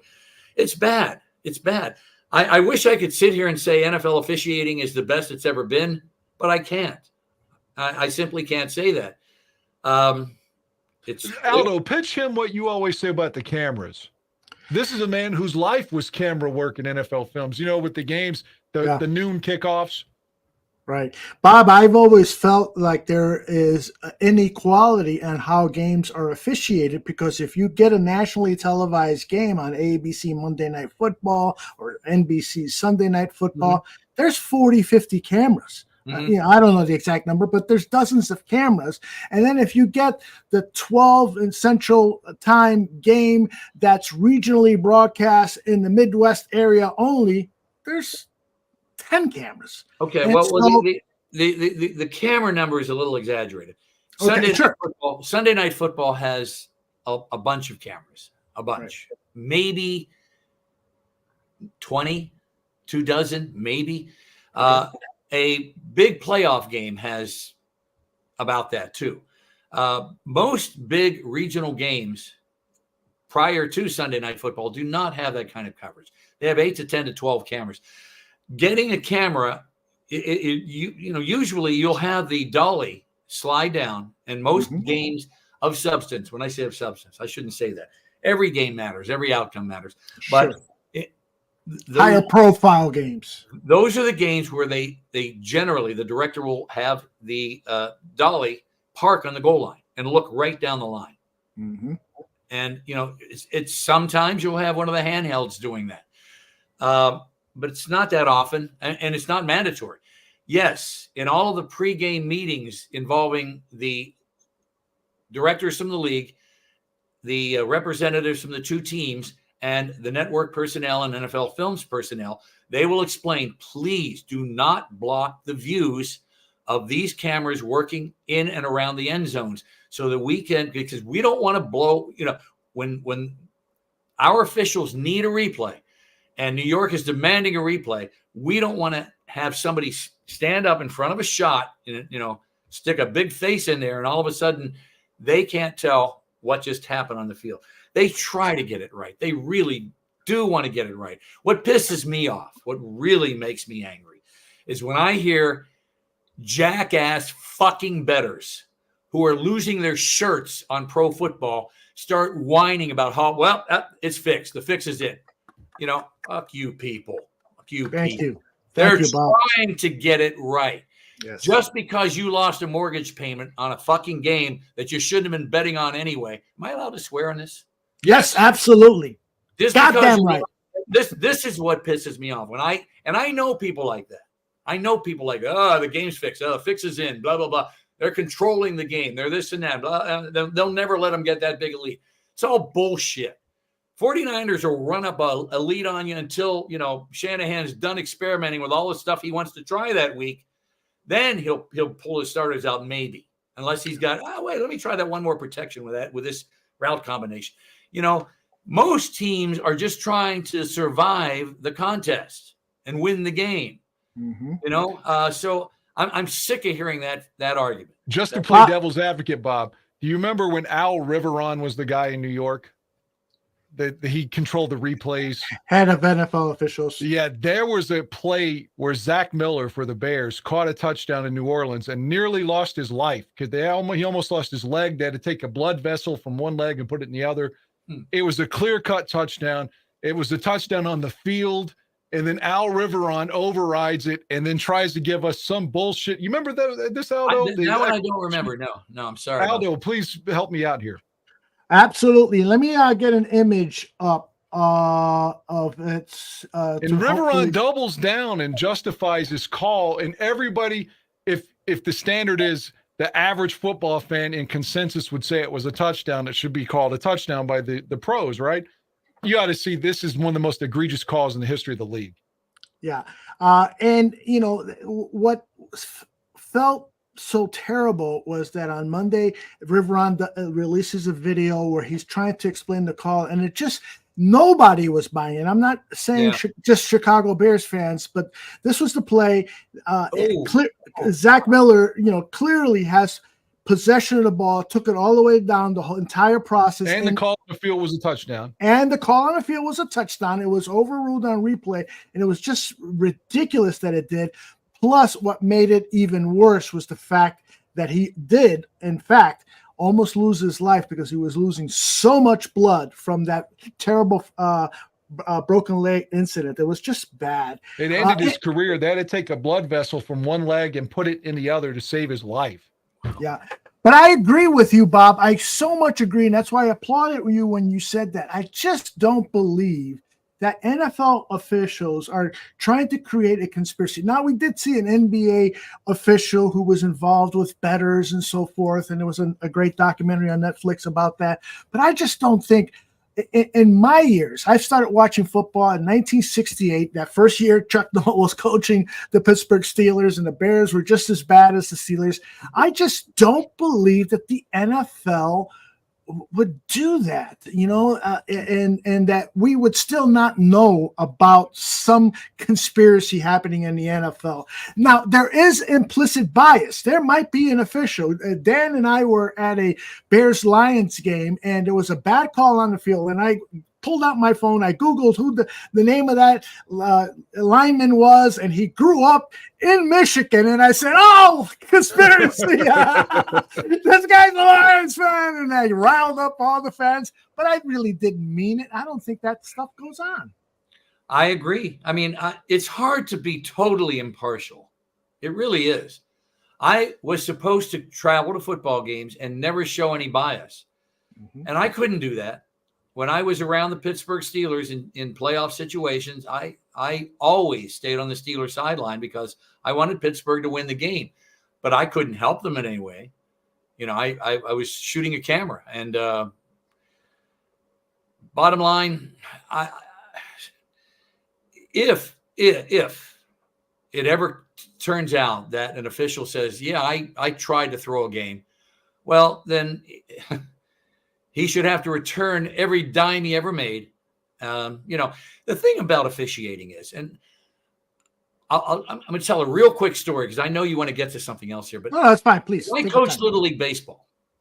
Any guy who's ever coached Little League Baseball knows what you're dealing with. I would get my parents together on night number 1, and I would tell them how I was going to do business. I'm going to teach your kids how to play winning baseball. We're here to play winning baseball. Well, what does that mean? You know, that means we're going to learn to hit cutoff men. We're going to learn how to slide properly. We're going to learn how to run the bases and take extra bases when we have the opportunity. We're going to learn about the strike zone. Your kids aren't allowed to swing at a pitch until they have 1 strike. You know, and a lot of the dad, well, what do you mean? You know, it's first. No, your kid's not fucking good enough to hit a first pitch, you know, out of the yard. No, he's going to take strike 1 because most of the time, if he's small in stature, he's going to get walked anyway because these kids can't throw strikes. And then I would hold up a picture of Sports Illustrated. This is back in the day when there was the cover of Sports Illustrated had an umpire. And this was during a particularly bad year in the late 1990s, early 2000s, where umpires were under attack. And I said, this guy on the cover of this magazine makes $175,000 a year to call a strike zone that changes from inning to inning, from batter to batter. Yeah. When some guy gets off a truck out here and is getting paid $25 to umpire behind home plate, we're not going to say a word. Am I making myself clear, fathers? We're not going to say a word to this guy. I love it. And, you know, they looked at me like, whoa, shit, dude, serious. And we didn't. And I would sit there and bite my tongue because I would think, you idiot, that thing was a foot fucking out of the strike zone. But I wouldn't say a word. After the inning, I would sneak in and just say, you know, let's make sure we call them both ways now, right? You established a strike zone is about this far off the plate. So my guy's going to hit that same spot too, right? You know, and I'm anyway. probably going to agitate you with this, but when you said it changes inning by inning, batter by batter, it made me think of the early 90s Atlanta Braves when, you know, like Greg Olson could set up in the other batter's box. If Maddox or Glavine was pitching, they could literally throw in the other batter's box and they would call it a strike. Maddox and Glavine. Maddox didn't get those calls when he was a Cub, by the way. That's when he was with the Braves. As a Brave, when he demonstrated his ability to hit that spot time after time after time after time, I think umpires just got sick of calling it a ball and just said, okay, we're going to have to call that a strike. But, you know, I held up that Sports Illustrated cover. This guy makes $175 a year. Anybody here make that? I don't make that.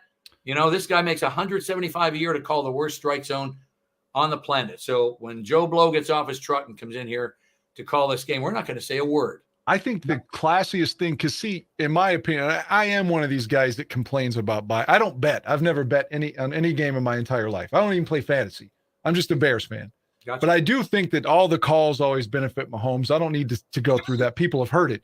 Yeah. But to juxtapose that, if you remember the Cardinals-Royals World Series, when there was a controversial play at first base that ended up costing the Cardinals the World Series, the championship, that first base umpire admitted after the game that he was wrong and that he blew it and got death threats and everything.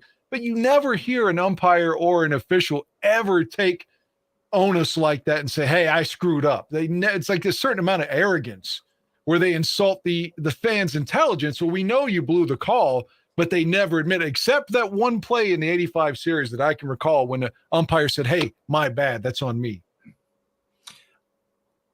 They're human. They make mistakes. I mean, I've heard the argument now over and over again. We should use the television technology and let television tech call strikes.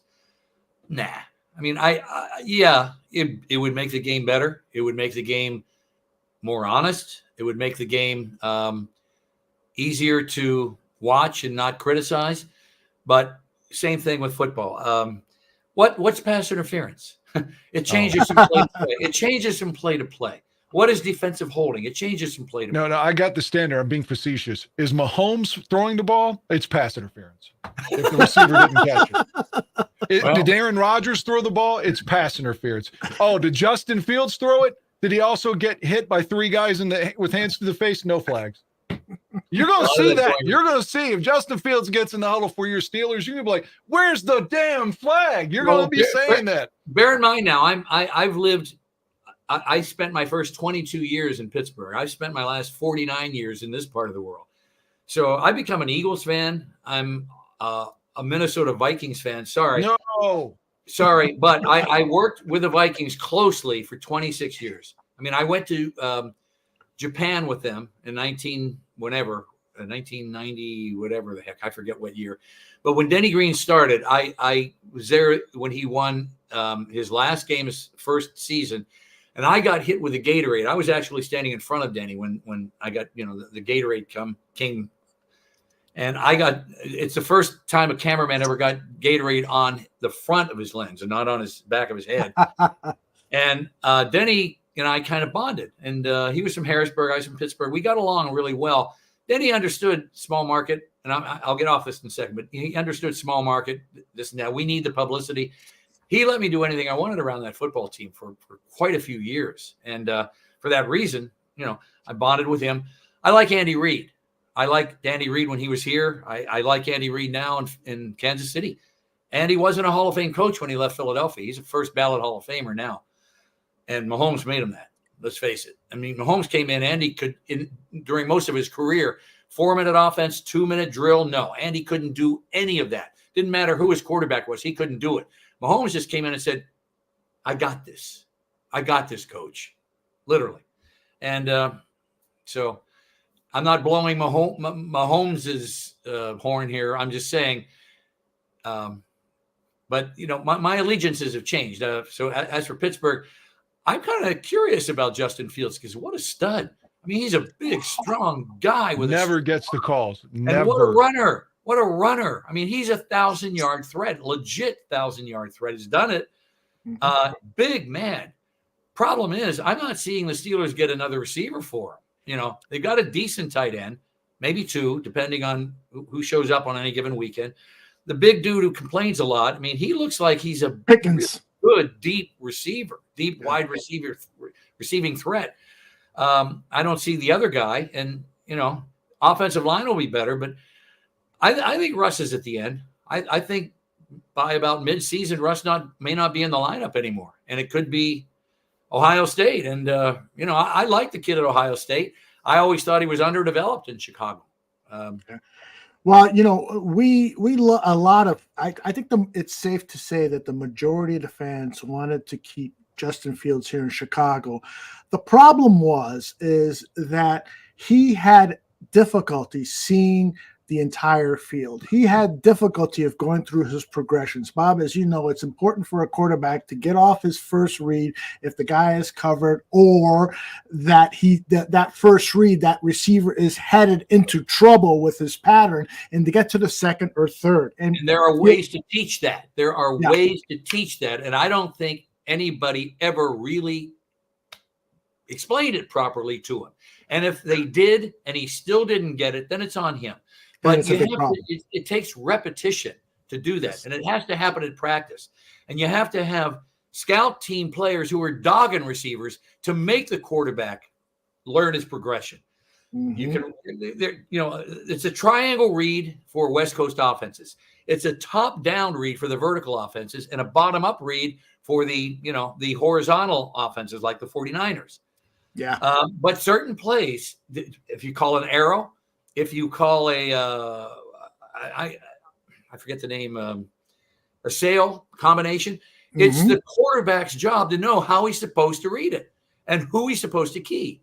So it's a simple matter. Okay, where is that guy on the field? And after I snap the ball, is he still in cover 3? And is he where I think he's going to be? If Justin Fields was told that, if it was explained to him that way and he didn't get it, my God, I quarterbacked in high school, but I knew that. I knew how to read a flood combination.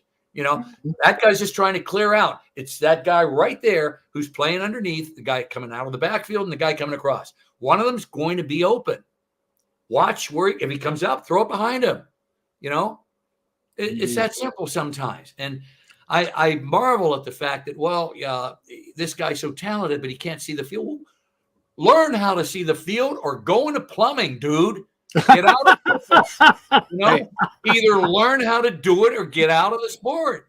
Bob, you've had a drink, so I want to ask you an honest question. And you've been drinking. So I want you to shoot from the hip here, as they say. So you like Dennis Green. You told us that. You liked Andy Reid. Yeah. Obviously, all your years in NFL films, which fascinate. Okay. I'm sorry. No, we were fascinated by all your years. So tell us somebody you had to deal with, whether it was, I'm just saying we were talking Tom Brookshire earlier. I'm not saying he's the answer. Somebody you dealt with that maybe we don't know. Who was the biggest asshole you had to work with? Sean Payton. Wow. There you go. I love it. Thank you. I knew it. Flaming sphincter.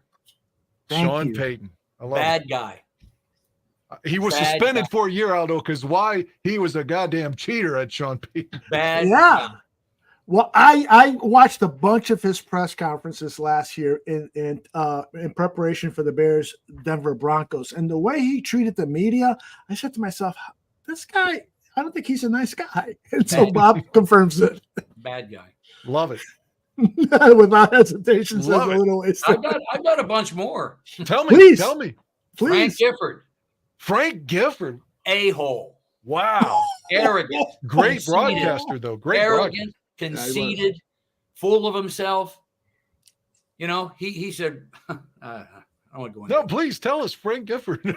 First time I saw him, he did a narration in NFL films. He was wearing pancake makeup. He was in a narration booth. What's the makeup for? Come on, man. And he started lecturing me because I wanted him to do another read. I wanted the line extended a little bit because John Facenda used to be able to do that. Yeah. I've been in television for so many years, blah, blah, blah, blah, blah, blah. Fuck you. I love it. Who else you got besides Frank then? And Before you name another name, I'll never forget, when Howard Cosell passed away, Frank Gifford wrote about Howard Cosell, and he had almost nothing nice to say about Howard. And I thought to myself, what an asshole. Everybody has an uncomplimentary thing to say about Howard Cosell, but you're eulogizing the guy. Couldn't you spend a little bit more time talking about what Howard meant to the business of broadcasting? Because Howard left a huge imprint. Maybe your interactions with Howard will prove me wrong, but I thought Howard Cosell was a fantastic announcer. I thought Howard was trying to add a new dimension to analysis, to sports analysis, an intelligent dimension. Now, sometimes Howard could be pompous. I mean, let's face it, he could be very pompous. And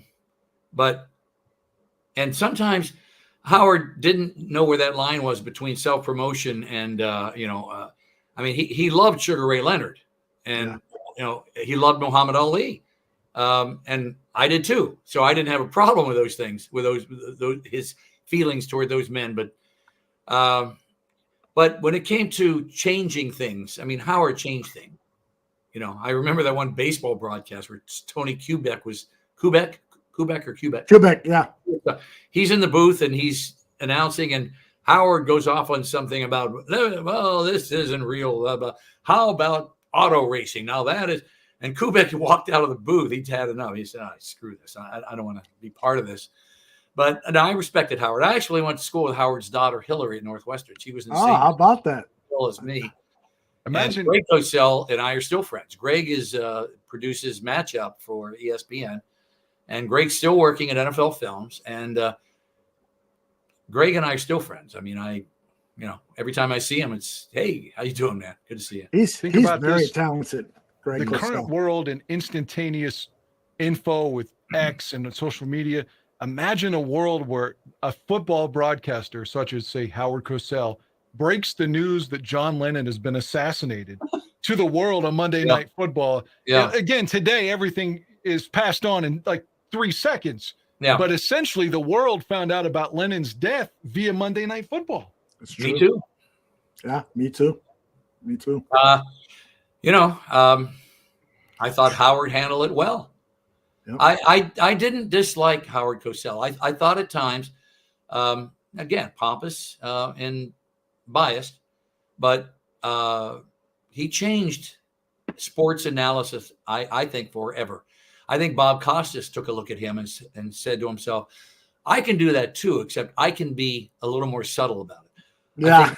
I think Jack Whitaker looked at Howard and said, I can be a lot more intelligent and poetic about it, if you will. I mean, Jack had a way with words. It was different. Howard just wanted to make his point and wanted to draw attention to himself sometimes. Howard was so good with the accent, and then you combine that with Don Meredith's Southern accent. It's just a perfect mix. And Don was great. I worked with him a couple of times. He was terrific. Yeah. I worked with him once when I was 1976. I did a piece called Father Time. It was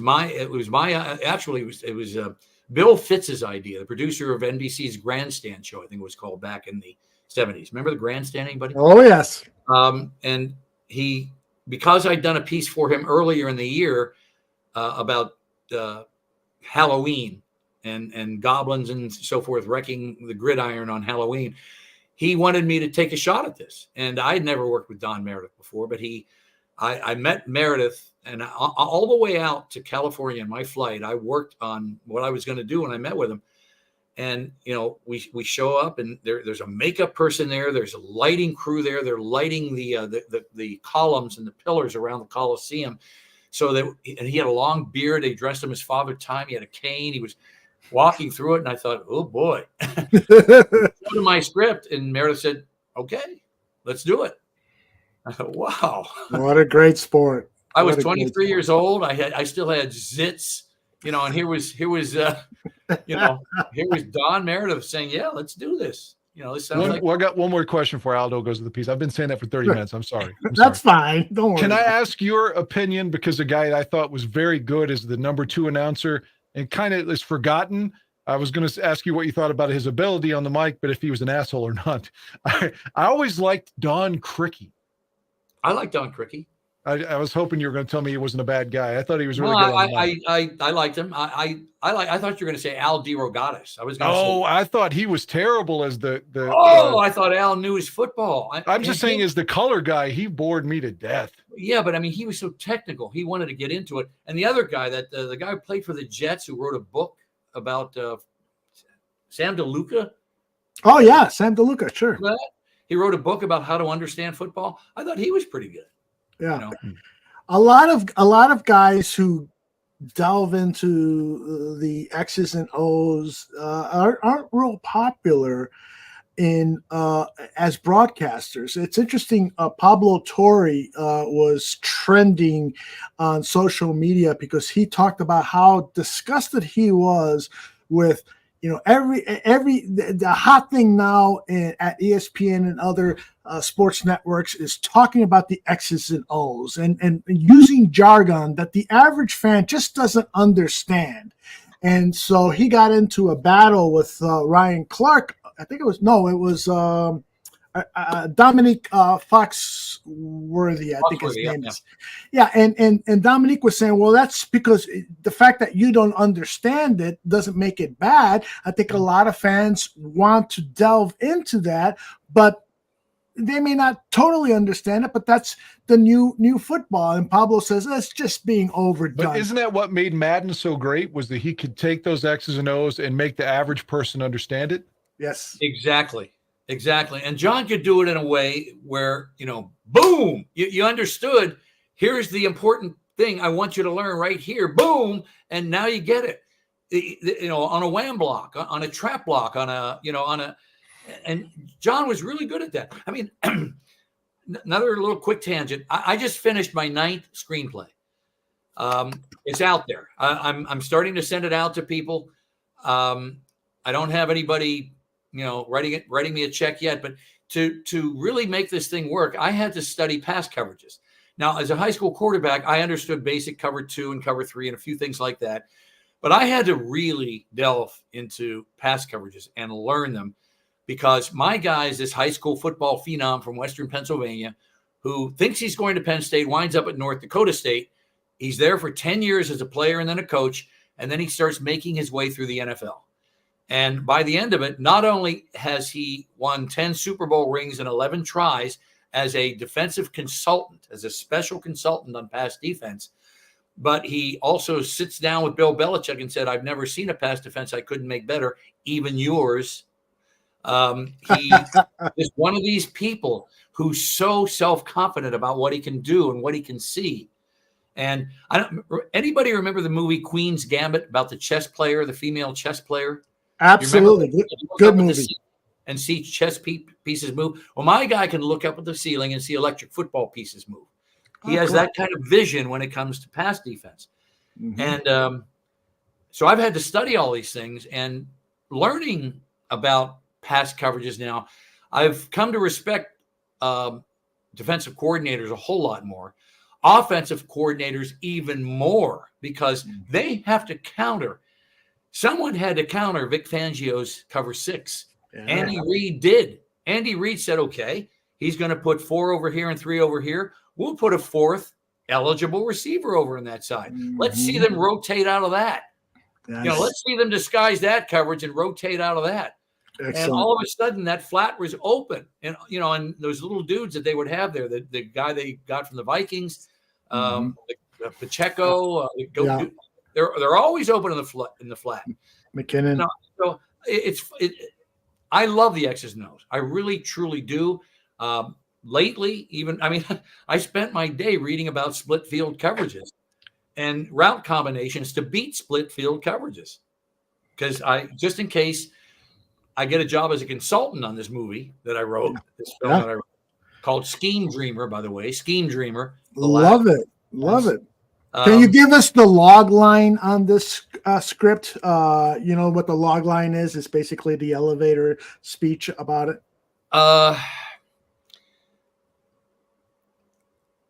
Fortune favors the bold. All right. Okay. On defense, you're already 2 steps behind after the snap.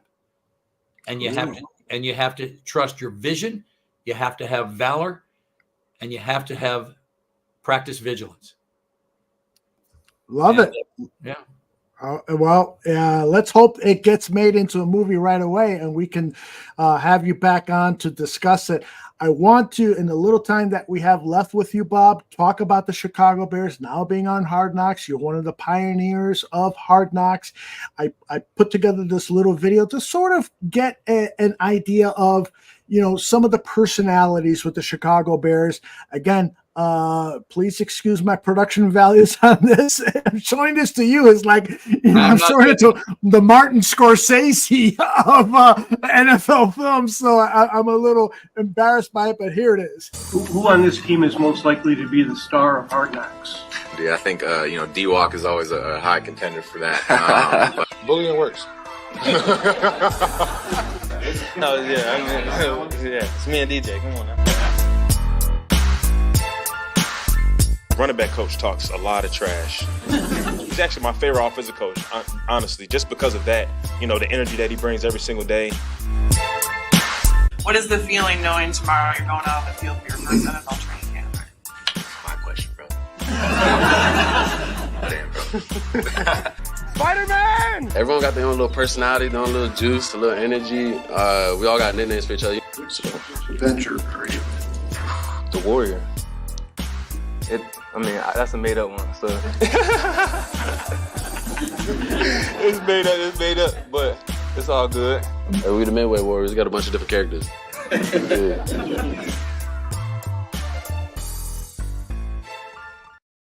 Okay, so I wanted to use that as a segue to ask you this question. What is it the HBO NFL films producers are looking at when they are choosing people to feature on Hard Knocks? Back in the day, on the very first show, the idea came from Marty Callner. He was a television director, Hollywood. Brought the idea to Steve Sable from NFL Films and Ross Greenberg from HBO Sports. I'm not quite sure how many meetings, how it was presented, blah, blah, blah. But Steve called me into his office one day and said, Ange, I got a show. It's going to take you away all summer. It's called Hard Knocks, Baltimore Ravens. Do you know Brian Billick? I said, yeah, really well. He's a Vikings coordinator. I've known him for years now. Okay.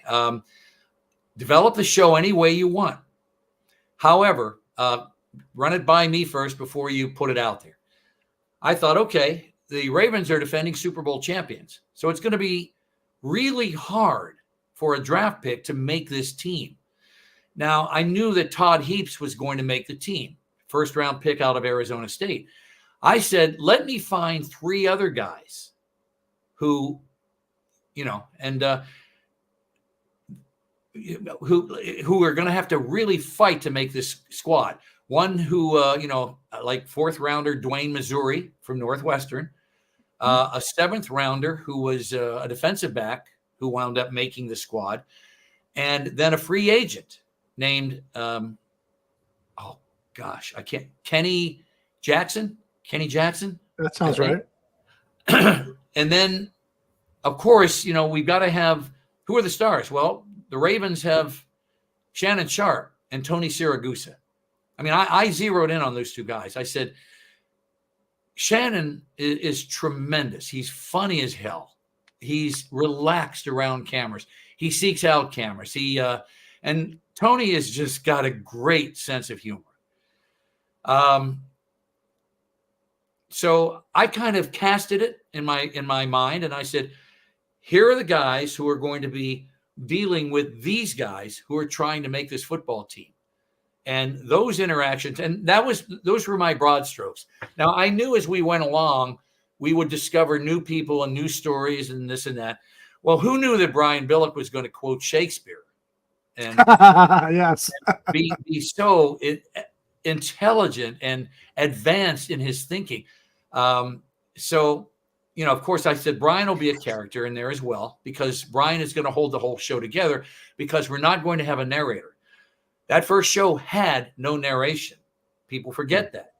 The Ravens narrated the show themselves. And that was my idea as well. We'll have an interview area. I will get them in there one-on-one, nobody else, just me and him and my crew. And I will conduct an interview. And Brian will give me our beginning, middle, and end. He will be able to give me the transitions that we need to get from one subject to another, blah, blah, blah, which means I have to kind of have an idea of what the show is going to be in advance. Yeah. So these are my ideas. For that, I became producer and director on location. But Steve called me in one day and said, Ange, I've got the show for you. I don't want this Hollywood guy anywhere near this show. I want you to develop it the way you want. And I said, okay. And that's what I came up with. Kenny Jackson was his name. Kenny Jackson was the kid's name, the linebacker. As it turns out, he was a sleeper. He was a free agent. He was trying his damnedest to make the team, and he looked good without a shirt on, running a 100-yard dash. In football equipment, not so much. Jack Del Rio, every day I'd say, Jack, how's Kenny? Oh, no. Marvin Lewis was the defensive coordinator. How's Kenny doing? But he was the darling of the show. Everybody was rooting for him because he was this guy who was teaching learning challenged kids on the West Coast, and he was handsome and well-spoken, and everybody wanted him to make the team. And he's the one guy who didn't on the first time through. Not long after the 2 other guys made the team, they disappeared. And of course, Todd made the team. Todd Heaps. And of course, and then Shannon and Tony, of course, they put together little stunts. I mean, they worked out things. Tony allowed Shannon to steal his van and park it in the parking lot and across the street.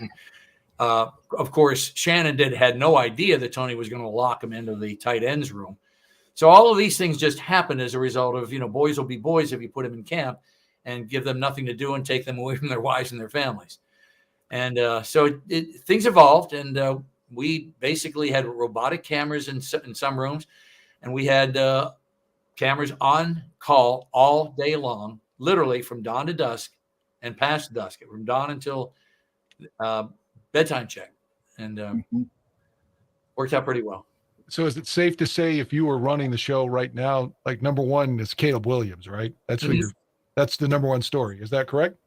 Absolutely. You have a number one pick, Heisman Trophy. He didn't win the Heisman, did he? No. You have a number one pick. 2 years ago. Yeah. Yeah, 2 years ago. He was a great college player. There was some question whether or not he would want to come to Chicago and all of that. But yeah, you've got to have that. I mean, he is the hope. He's the long-term hope for that football team. Let's face it. What makes a great NFL team? A quarterback, a defense that can make key stops, and a roster that can endure into January. You have to have those three things. A quarterback who can win, a defense that can help the quarterback and his offense win, and a roster that can stay on the field to help the team win. He's that guy. That is so key for us to know, because I can answer those three questions in terms of what Hard Knocks might do in terms of featuring certain players. The first, of course, is they're going to do features on Caleb Williams, and they'll probably follow him off the field to see how he relaxes and studies and so forth. The second one, there are a number of players who could fit that title. And the third one, before you joined us, Bob, we were talking about Jervon Dexter, the second-year defensive lineman from Florida. He has undergone a dramatic transformation in his body, where he went from the typical defensive tackle body, the big body, to a more slender, leaner muscle mass, so that he can play that three technique role that has been popularized in several defenses throughout time. And so he could be a major feature. He's not as articulate as some of the players, although in this press conference, I did see him kind of warming up to the questions as time went on.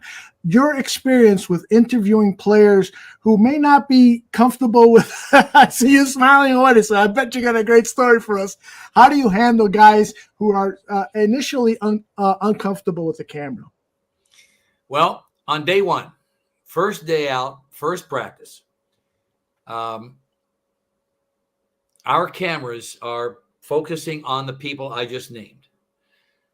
First show airs. I had HBO installed at this college campus where we were working so that everybody could see the show. Cool. After the first show aired, day two, back after having seen the premiere, the debut of Hard Knocks on HBO. And from the end of the field, I hear Shannon Sharp, "Bob Angelo, get your ass down here." Walk him down. He's at the far end of the calisthenic line. Ray Lewis, Shannon Sharp, and Rod Woodson are at the far end of the calisthenic line. And, whoa, what's going on? It was Tony Siragusa's show. What's going on here? What? And I said, well, if you guys didn't act like the front of my lens had player repellent on it, maybe you guys would be in the show. Oh, okay. So they warmed up. They realized we're not going away. And if you want to participate, and they did. And all of a sudden, things got really interesting. So interviews were one of those things where if you're in the show, you have to do an interview. You have to come into the trailer and do interviews. Well, those guys, Rod Woodson, Hall of Famer, Shannon, Hall of Famer, Ray, Hall of Famer, all those guys know how to address the camera. They all know how to speak their minds and make their points. Tony, I couldn't stop Tony sometimes. I had to say, Tony, we got to get some other people in here. Brian Billick, he'd walk in there, and one day he was sitting there and he kept looking at his watch as I was interviewing him. And I'm working my way through my outline, trying to get him to give me the transitions I know we need. and he wasn't getting there. He was just struggling. False starts. He couldn't get it. He said, Bob, why don't you just tell me what the fuck you want me to say, and I'll say it. All right?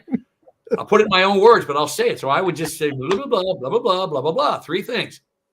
Give me a minute. Got it. Okay. And, and it was done. He said, I got to go. I got a meeting. I've got to get to a meeting. I got to get out of here. I said, all right. So everybody handles it a little differently. The rookies were very cautious. They didn't want to say anything that the veterans would see and really stick it up their A's, at practice and, on rookie night and all that stuff. So, they were careful. They were, but so it's all from one's point of view. What does one bring into the interview room? What is my goal here? Right. My goal is to become a broadcaster for Tony. I want to become a broadcaster for Shannon. I want to be in the Hall of Fame for all of them, so they all want to come across as veterans who know the game, who understand what these young men are going through, at the same time looking around thinking, well, we lost Jamal Lewis. We're kind of screwed here. He was a big part of our offense. We got Elvis Gerbach here. We had, the Trent Dilfer last year. We liked him. We didn't want to lose Trent. We really didn't want to lose Trent. Now we got Elvis here. As you recall, that was about it for Elvis. That was his swan song. He didn't do that well, and he was gone. He was gone. Do you all recall who that Ravens team opened the 2001 season against?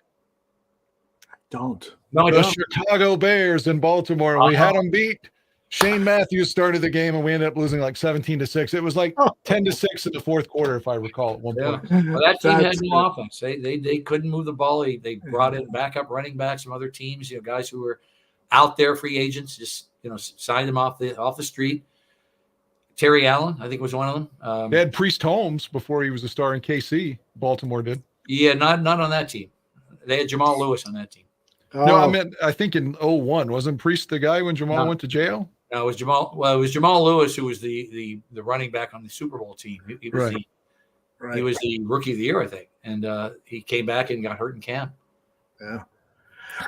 Question for you, because I know this is going to come up a lot as the fans of the HBO Hard Knocks Chicago Bears premieres 2 weeks from tonight on Tuesday. This is Tuesday, July 23rd. A lot of Chicago Bears fans are going to talk about the approval process. Well, the Bears probably didn't want to talk about this. The Bears probably didn't want to show that, and so forth.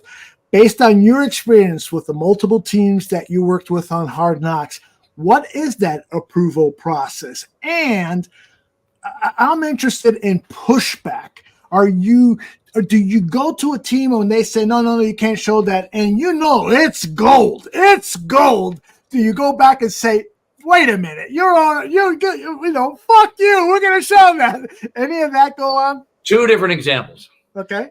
The Ravens, Brian Billick played college football, tight end, wanted to play pro football, wound up in PR with the 49ers. Brian understood the value of publicity. He was all for this show. The head coach sets the tone. Brian's tone was, these guys are here. They're going to be here. Get used to them. They're not going anywhere. And the only restriction, one single restriction I had from the Ravens, they didn't want us shooting things in the trainer's office when players were being treated, because they were concerned about legal issues there. We don't want the rest of the National Football League knowing the severity of this injury for this guy's, and I get that. Yeah, sure. And that was the only restriction they put on me. I knew that profanity was going to be a problem. Week 1, Brian just cut loose a few times. I mean, Tony couldn't say 7 words without saying fuck. I mean, we had all that going on, and HBO expected training camp. Okay. Steve Sable, of course, was very concerned about how the league office was going to respond to this. So after that first show, which was profanity laced, aired, Steve instructed the producers back at NFL Films, all right, let's back it down on the profanity in show number 2. After the first show, I had to meet the Wednesday morning. Back then, Hard Knocks aired on Wednesday night. I had to meet with the Art Nodell and his son, Ozzie Newsome, the PR staff, and Brian Billick, and me. And I would show them the rough cut of Hard Knocks that was going to air that night, knowing that we still had the rest of the day to make fixes. After the first show, all that profanity, all of that inside stuff is happening. They all just stood up and said, great show. And they walked out. Look at that. After the second show, when Steve decided profanity, we got to cut back on the profanity, everybody else walked out except Brian. Brian stood there and waited for me. He said, Bob, great show, but we need a few more gratuitous fucks in there. I called Steve on my cell phone. I told him that, and that was the end of it. There was no more. There was no more. That's hilarious. The second year, it's funny how this works. I mean, I wasn't present during post-production decisions. I learned after the fact that Jerry Jones exerted quite a bit of influence through his people to NFL films of things that he really didn't want to see or would prefer not to see. And so those things, well, and I would think, boy, I was sure I got that.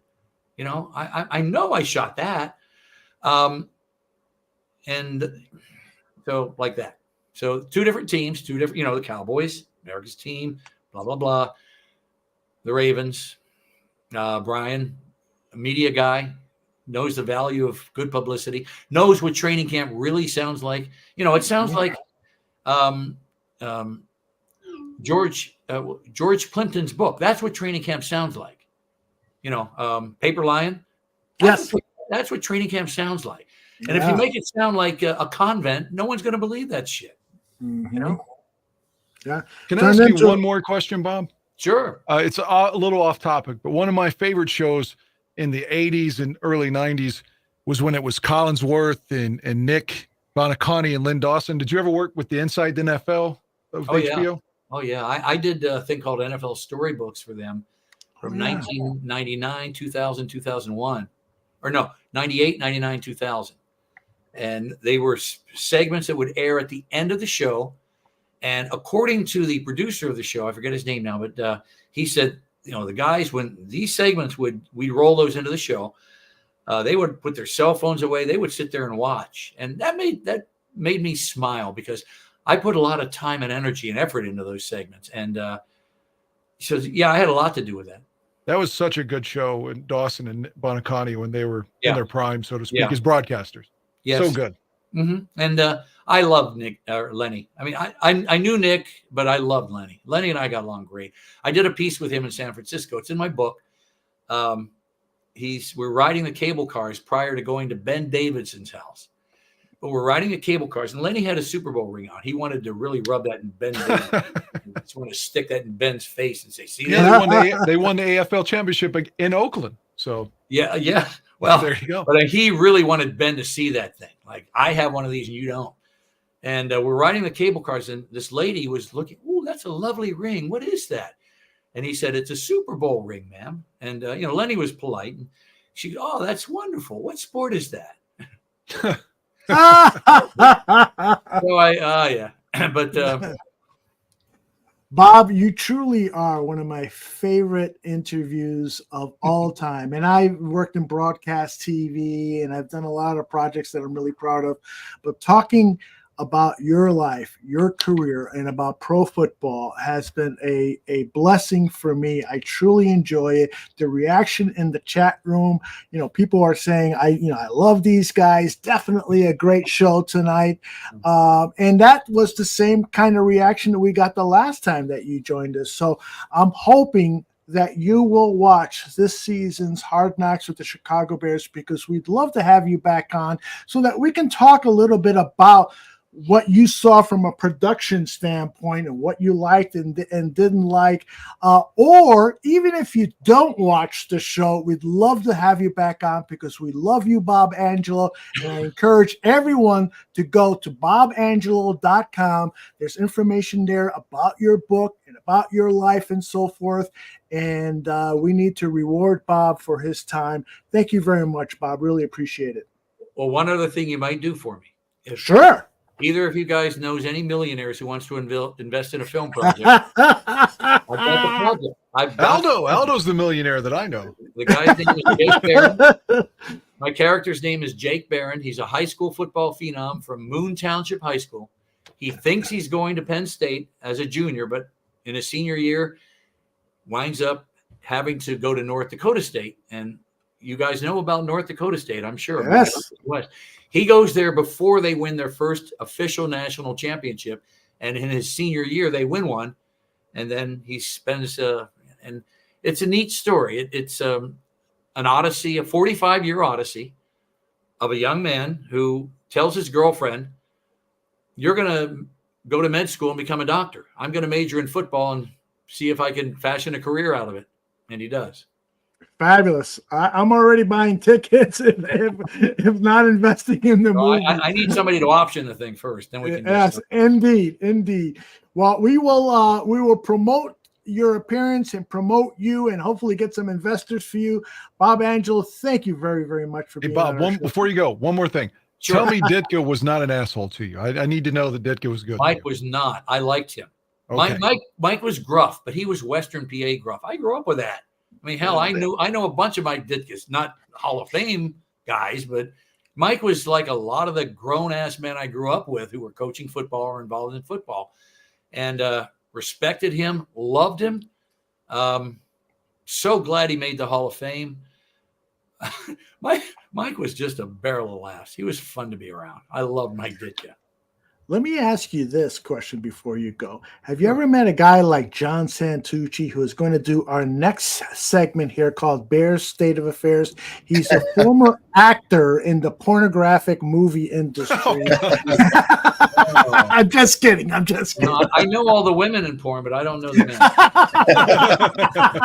That's a good thing. Bob, thank you very much. We'll talk to you soon, brother. Take care. Thank you so much for having me. You bet. The great Bob Angelo. That was awesome. Hey, Tooch, before you get started, I'm watching, you know, the movie 85, about the 85 Bears. It's called 85, the greatest team. Anyway, I was showing that to my soon-to-be wife just to get her the Bears background. And we noticed that a certain 85 Bear looked like, I was like, who does this look like? We came to the conclusion that you look like Keith Van Horn. Wow. I would never guess that. Never. The Bears starting right tackle in the film 85. I don't know if you look like Keith in 85, but whenever that was filmed in 2017 or whatever, it was like, God, Keith Van Horn looks like somebody we know. And it was John Santucci. He used to fill in overnights on XRT. I didn't know that either. Yeah. Yep. Holy cow. Spinning some of his favorite tracks. Yeah, and Dan may not know this, but and I would sort of be surprised a little bit if he doesn't. WXRT is a nationally known, a local radio station here in Chicago. The best radio station in the world. Yeah, the programming the programming they've done for rock music is legendary. Yep. And they were co-owner, the owner of WXRT was the guy that talked to Mike North because he was going to open up another radio station. Danny Lee was going to open up another radio station devoted to country music, and Danny Lee would go to Mike's hot dog stand, and Mike told him, "Are you fucking crazy? Country music in Chicago? We need a sports station." Yeah. And Danny Lee went on that weekend. He opened up the Sunday paper, and he was seeing all the ads in the sports section, and he was seeing all the ads in the music section. And he said, "That goddamn hot dog stand owner is right. We got to open up a sports station." So the entire story. Thought it was a terrible idea too. Yeah, absolutely. You know the story, Tooch. The entire story you can find on Raging Mouth on the Barroom Network. Yeah, Tooch, how are you, my friend? Doing all right. Yeah. Just getting excited. We're 2 weeks away from Hard Knocks. And like I said, I've waited my whole life for Hard Knocks. You know, ever since it started on HBO, I'm like waiting for the Bears, to finally be on the show. We're going to have it in about 2 weeks. So. Mm-hmm. Yeah, finally. You're right. And what about you, Dan? Have you been dreaming of this, the Bears on Hard Knocks? No, I'm a company guy. The Bears didn't want it, so I didn't want it. It's- So I'll be happy that it's happening now. But the McCaskies just didn't want it for so long, so I was on board with them. Like, fuck them, we don't need it either. If George McCaskey doesn't want it, I don't want it. But Dan, when has George McCaskey ever been right? Great point, Tooch. Great point. I like George. I'm sorry, I like George though. I do. Yeah, I like George too, but he has made some bad decisions. But I just have this scenario in my mind that Kevin Warren went over to George McCaskey and said, you want to build a new stadium? We need to change the image. So Hard Knocks is a great place to start changing the image.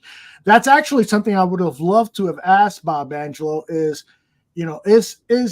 NFL Films and HBO Hard Knocks, are they invested in helping the Bears transform their image from a penny pinching situation? Because that, I bet, is going to be a main storyline on Hard Knocks, as how the team is invested in the future and blah, blah, blah. Funny if they did something like that. Old man Hallis threw nickels around like manhole covers. Something like that. I'd be like, so embarrassing for the franchise. Oh my God. For the family.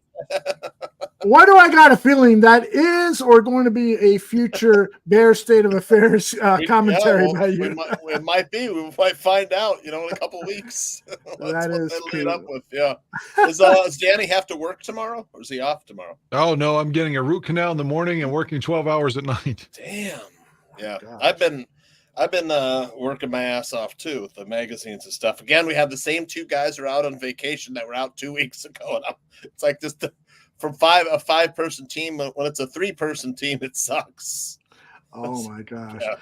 Yeah. Well, good luck with that. And we are on the edge of our seats. We want to hear your Bears state of affairs. So let's tee it up. You gotta give him that huck to and spit on that thing. You get me?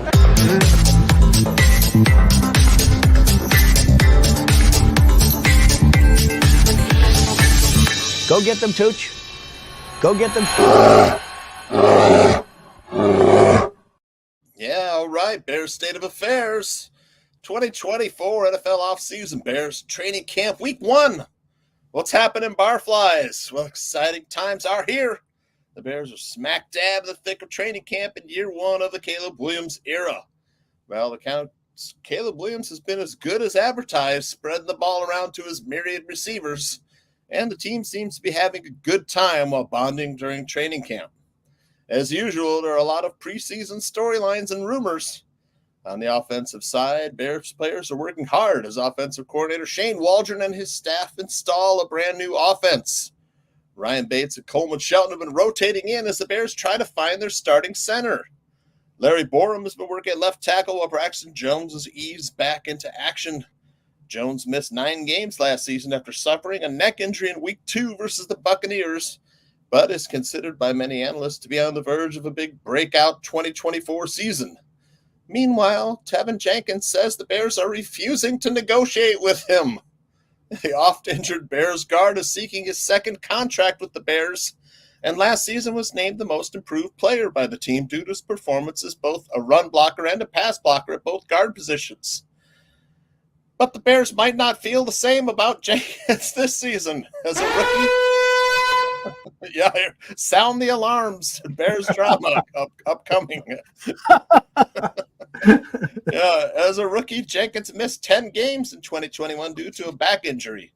The 39th overall pick in the 2021 draft, Jenkins missed 4 games in 2022 and 5 games last season due to assorted injuries, including a concussion. While he's undoubtedly a fan favorite, his future with the team remains uncertain. The fourth-year guard would love to stay with the Bears for as long as they'll have him. However, the Bears are not sure they'll have him. Yeah. Jenkins said yesterday that his representation reached out to the Bears, but the Bears were unresponsive. And today news came out that the team will wait until after the Bears' bye-week return from London to discuss a new contract with Jenkins. Nope. Obviously, the Bears want to see if Jenkins can stay healthy for a season before they commit to a new contract. As a result, Tevin has reportedly spent a lot of time and money on improving his body and fitness this offseason including hiring a personal chef, a personal physical therapist, and a personal massage therapist. You know, what the hell? Oh my! It got me thinking. Although I was thinking the barroom might consider hiring a massage therapist for the Bears Bare Their Soul show. I want one. Yes. Maybe we could call Deshaun Watson or Robert Kraft. Oh God! No.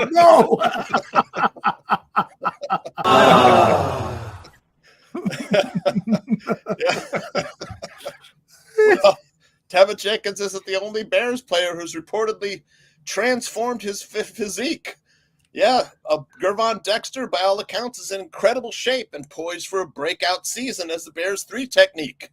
Dexter said recently that he cut out his favorite midnight snack. Yeah, there it is, Aldo. That's what it is. Oh my gosh. I've never seen one before. Yeah, a honey bun. That's a honey bun. Everyone on this show's a dog and a loser. Not John. He's the best, except for me. Except for me.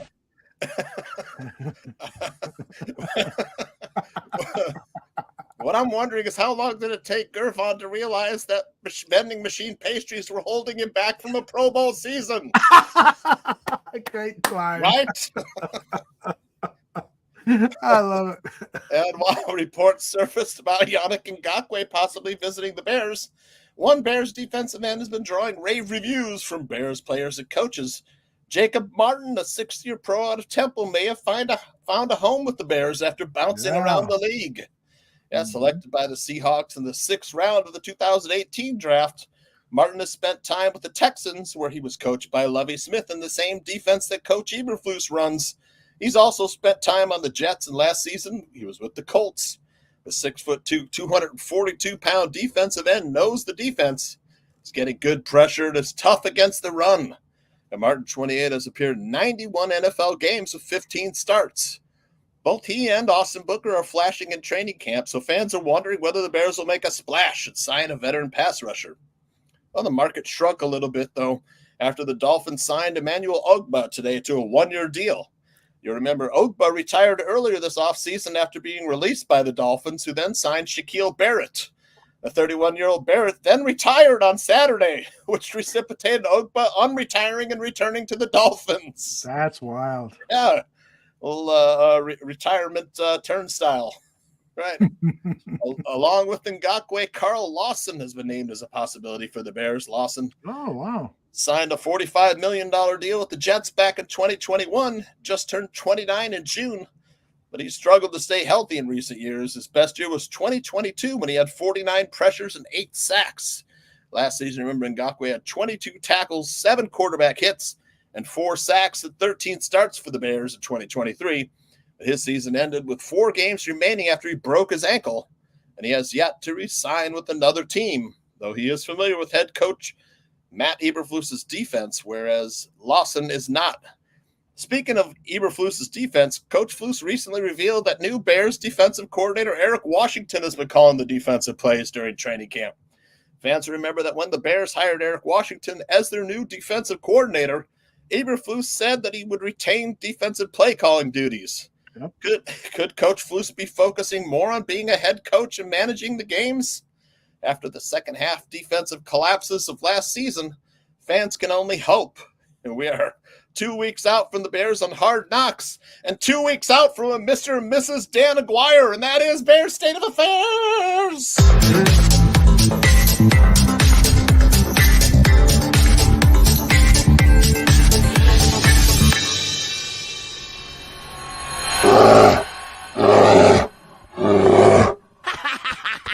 That was great. That was great, Tooch. One of your Aldo. When he said that, when Dexter said that, I was thinking, what the hell is a honey bun? And I said, you know what? I think Tooch though. Well, you knew I was going to get there eventually. That is so cool. It's like the worst thing you could eat if you're an athlete. No shit, man. You've never had one, huh? I've never had. I don't think so. Now I can't say because there have been a lot of times that I've been drunk at 3 a.m. where I've ingested things that I just don't care to remember. So maybe I have, but maybe I haven't. I'm not sure. Yeah, What about you, Dan? Yeah, I've had it's not very good. I haven't eaten very many of them. It's like it tastes like sugar and lard, and it lays in your stomach like a brick. I don't like it. No. That was a great Bear state of affairs. And you said a few things in there that I had missed in the news. And that was Eric Washington calling the plays. Mm-hmm.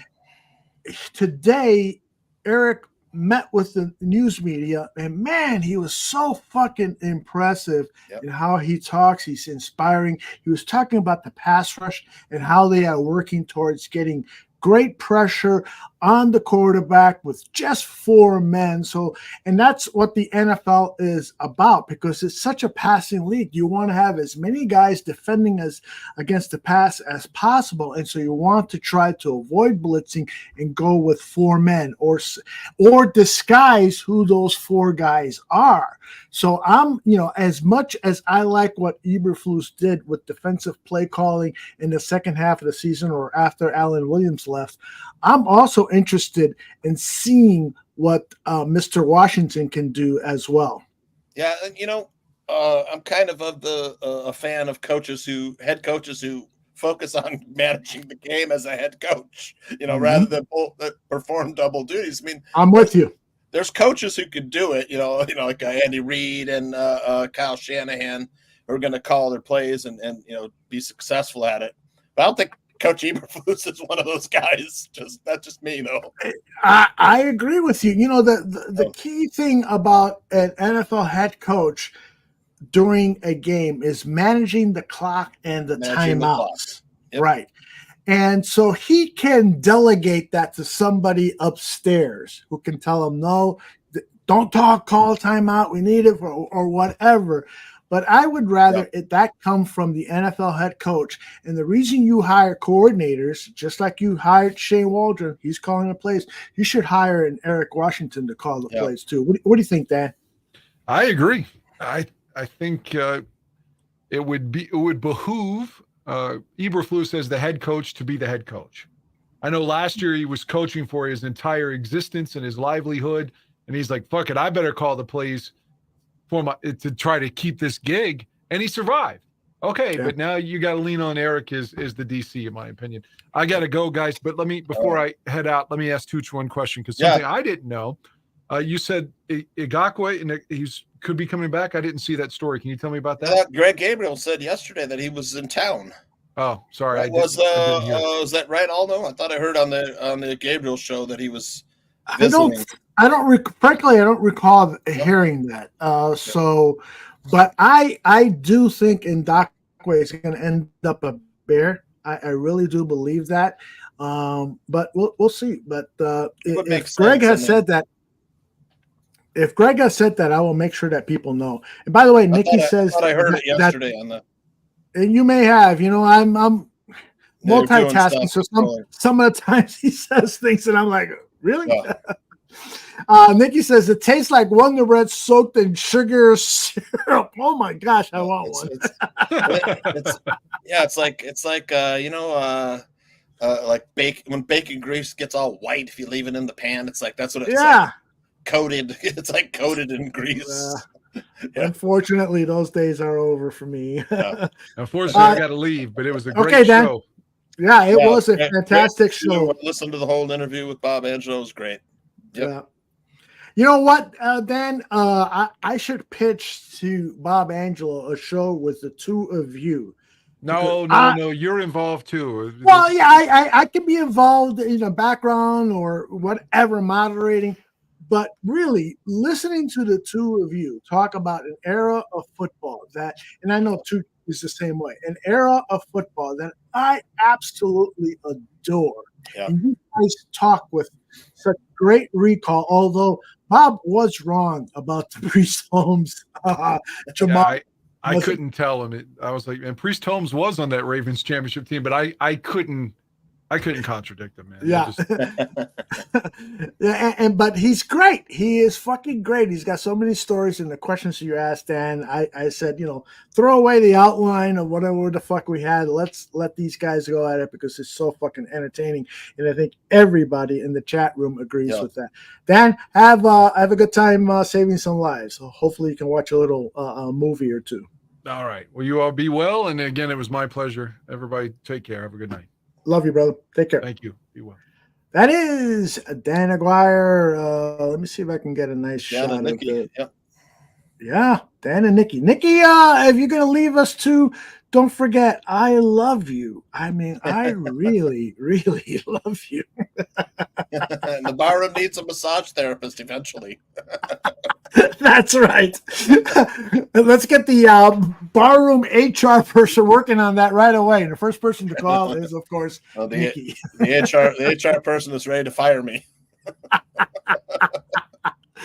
I love it. I love it. Tooch, did you get a chance to listen to some of these interviews over the past weekend? Yeah. There's press conferences. Yeah, listen to a few of them. Yep. So do you feel like me that I'm fucking reinvigorated? I'm like so happy. These guys are so cool. Looks the like they're having fun. Yes. They're having fun. They're joking around. Everyone's in a good mood. But the cynical Bears fan in me says, this is going to be terrible once they start losing. Oh, my gosh. It's like, I think look, if they win 7 games, I'll consider it a successful season. No, I won't. For a kid. I won't. Well, because they won 7 games last year. I know, but it's a whole new offense. It's a rookie quarterback. It's a tough schedule. Like I said, in the last 8 weeks, we have 6 division games. I've never seen that before. But I think that, and I know you spoke about this last week. To London too.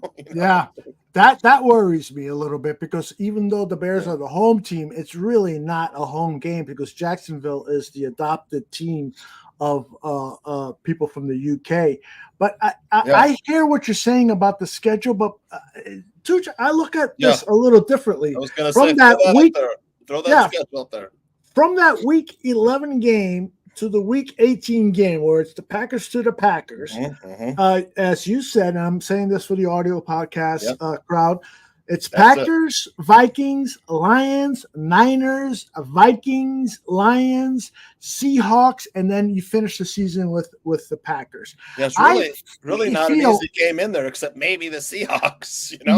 You're right, but I feel if you're going to win the division, you got to beat divisional teams, and so put them in the second half of the season when hopefully the team is gelling. Caleb now is a bona fide quarterback. He's gone through the rookie mishaps and the offense is working at a high level, and now the defense is dominating. What do you think?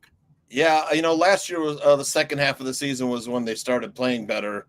Yep. So it is because I remember last week we were like, man, they've lost so many games at the beginning of the season that they might be 2 and whatever. Absolutely 2 and 15. Yeah, it was like we didn't win 2 games in a row until week 12, and it was the bye was those wins were sandwiched around the bye, and then week 16 and 17 we had 2 wins in a row, and that before finishing losing to the Packers. So of course they give us the Packers again at the end of the season. I hate this schedule, to be honest with you. Okay. I can see that. Last year we had the schedule where it was 1 home game, 1 road game, 1 home game, 1 road game. And I really, really like this. This schedule doesn't have like a rhythmic feel to it. But I am looking at this second half of the season, the Packers week 11 to week and finishing with them on week 18 and those NFC North games in the middle of that. I am looking at that positive. See, Nikki's applying for the massage therapist job. Oh, nice. I love it. How much you paying? Let me talk to my CFO, my wife, but I won't tell her what it is you're doing because my wife is my CFO too, Aldo. That's a coincidence. It's the only way we can pay our bills, John. I know you're like me. Yeah. I make a lot of money, or I have made a lot of money, but paying the bills, why should I do that? Yeah. Mr. Mayhem says the Bears will be 14-3. What's the lead? I know we were talking about this on Weekend Sports Betting Tips last Friday. We went over the schedule, of course, because Sean and Anthony, Sean likes to get the Bears fans riled up. He sure does. Stuff, but he loves the under in this one. So we went through the schedule. If you throw it up there, it was I was kind of like resigned to. I think look, the Bears when they have a lot of time to prepare like they do for the first game of the season, they usually come out with a nice victory, Yep. And then so I think we could beat the Titans. The Titans, it'll be a good game. I think it'll be a high scoring game on both sides. Mm-hmm. And then the Texans road trip, is that a road trip? The orange is road. So road, okay. So yeah. So that road trip to Texas is going to be tough because C.J. Stroud and company, they have a good offense. They have a good defense. I see them being 1-1 after week 2. So go ahead. I do too. And then the Colts, I think we could win that game, but it's not going to be an easy game. No, absolutely not. The Colts are definitely improved. They have a decent defense. Then they have a quarterback who's very athletic. Anthony Richardson, who could either be a huge bust or he could really light it up this coming season. I don't know yet. That's too early to tell. So, I mean, that to me, that's a 50-50 game. Right.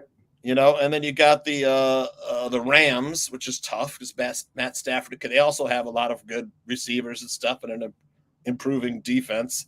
I mean, it could very easily be 1-3 and then, win the next 2 games. So we're 3-3. Go heading into the bye. I think we'll be either 3-3 or 2-4. Then you come out of the bye. You got Washington. We'll have an extra week to prepare. I think we can beat them.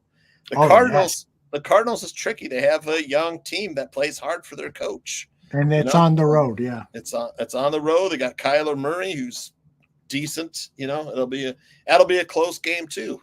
Week 10, I think we easily beat the Patriots. I think the Patriots will be drafting in the top 5 again next year. They will be, don't you think? They will be, yeah. And they're drafting in the top 3 or 5 picks of next year's draft. Yep. Agreed. And then you got the Packers. They always seem to beat us. I think we could split easily with the Vikings. The Lions, we play tough. It'd be nice if we split with them. The 49ers is going to be tough. We got 49ers on the road. I mean, so me, it's like, when I went through this, I only saw like seven wins, really? Only 7, huh? Yeah. Well, at the Titans, let's say 1 or 2 of the Colts, Titans and Rams, I think we win. Then 1 more between the Colts and Jaguars. That's 3. I think we could beat the Commanders. So 1 more out of Commanders and Falcons. That's 4. We'll beat the Patriots. That's 5. Split with the Vikings. That's 6. We can maybe beat the Seahawks. That's 7. Then we have to take 1 from the Lions and Packers to get to 8. Yeah. 1 from each of those. The Packers are going to be tough. And the Lions are going to be tough. I mean, the Lions just keep getting better. Their roster looks pretty good this year too. Yeah. I know we have played them tough the past 2 years where we should have taken more than what do we win? Well, we won 1 last year, right? 1-1 with them last year. Yes, and that other won 2 from exactly. That's the correct answer. That's key here is that we came close to beating the Lions 2 games. From week 11 2 times, to 18, where you're facing, from week 11 to week 18, where you're facing NFC North teams, all 6 games, interdivisional games. I think the Bears can go 4-2, and it's a split against the Packers.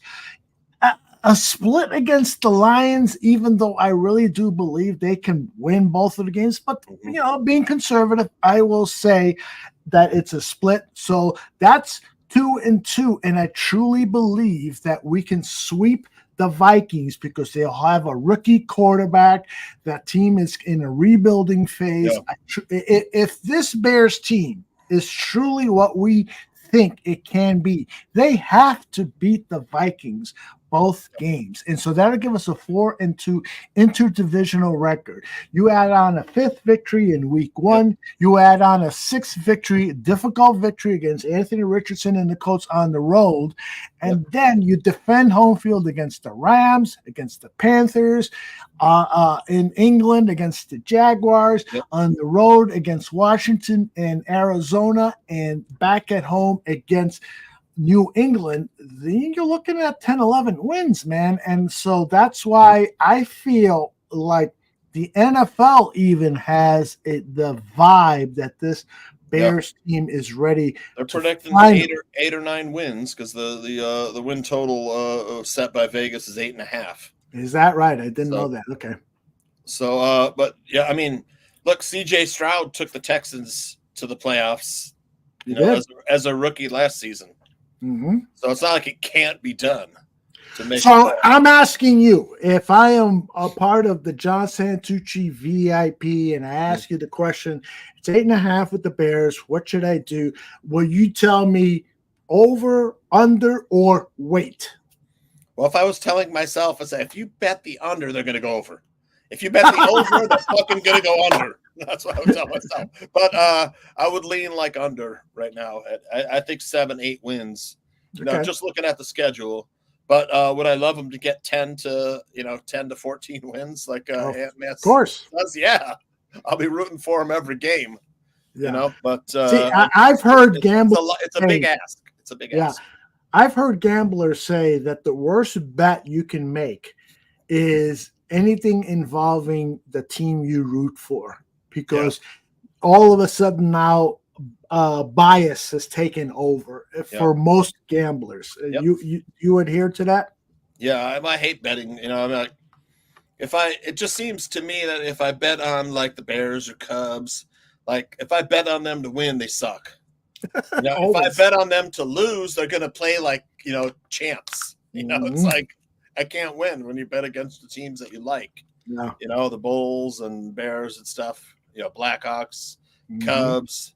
Like every day I bet on the Cubs to win, Justice Steele got lit up. It's like, come on, man.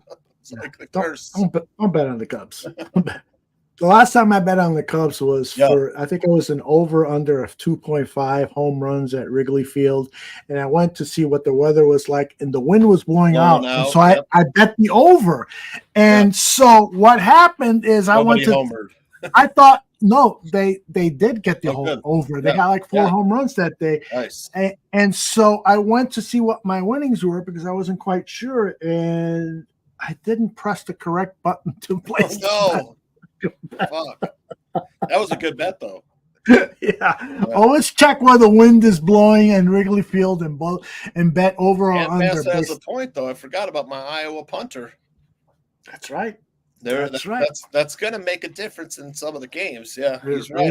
Really is. Yep. It really is. Listen, right. I want to talk a little bit more with you, but I got to run to the washroom. So can I play? Let me see if I can play a video. I got some. Or you have a special video? I was gonna. No. I have a little deep cut from when I first started with the Barroom, like Barroom history. Love it. Can you play that? Can you play that while I go to the washroom? I can hear it from the washroom. All right. Yep. All right ahead.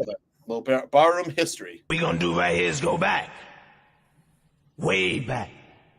Back into time.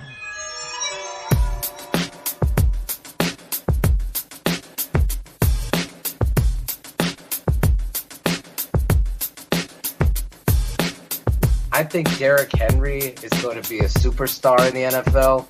Just put it in your books and your banks. Attack me on Twitter all you want. It's going to happen. I'm a big fan of Derrick Henry, and if he's there in the second round for Chicago, I would love for him to be wearing Bears colors. Oh, my God. It would be a sight to be seen. And the only reason is, guys, is because he now creates a red zone offense that nobody else could say they have because of that power and that threat and the action game with a guy like Cutler with those big time receivers on the outside. A running back threat like that, it would be wonderful in Chicago if he's there. Chris Jones is a guy from Mississippi State that I think should be in the conversation at 11. I see the talent, I see the traits there. Deshaun Watson, who of all of the quarterbacks coming out, is the guy that's ready the fastest to get into prime time because of all the key games that he's played. Our guy, Deshaun Watson, Clemson. Listen, there's something in my soul of souls. I've compassionately said this on Bears Barroom Radio. I'll say it again. This is a tremendous leader of men and a winner. That is the cherry on top. You have that quarterback there that is going to bring hope and pride to the city that hasn't had it in a really, really long time. And hopefully he can be a guy that the fans and the players rally around. And just to me, I look at Deshaun Watson, and he's that type of guy that can really rally the troops. With Mahomes, he's delivering dime after dime after dime. It's like the arm you can't create that. And his arrogance is not a bad thing to me because every quarterback should have that swagger. This kid can do things that others can't. He has the ability to improvise, stress defenses, and then throw it over the top.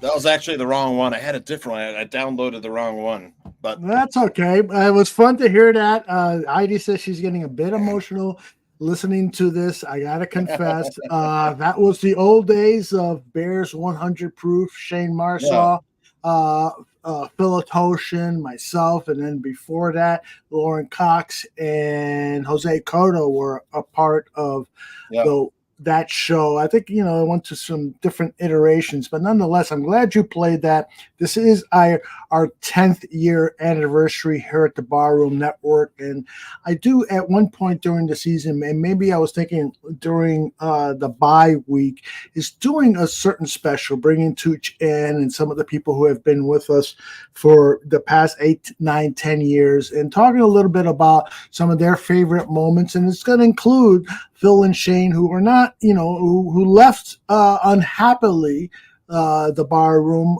but we still, at least, those of us, Tooch, Heidi, and myself, still hold fond memories of some of the work that we did together. So I grabbed the wrong one. I wanted to play the one where it's like I was talking about how I found Barroom and stuff.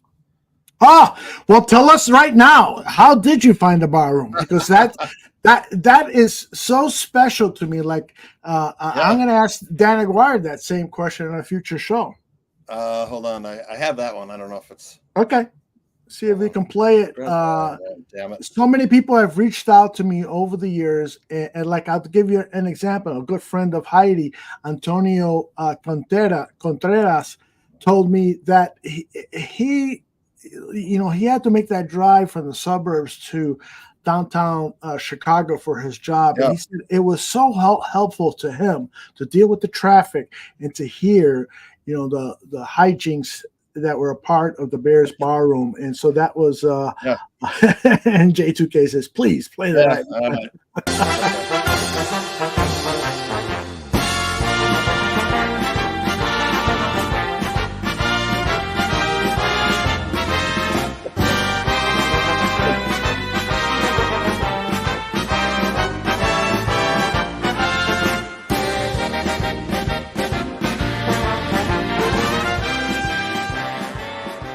Yeah.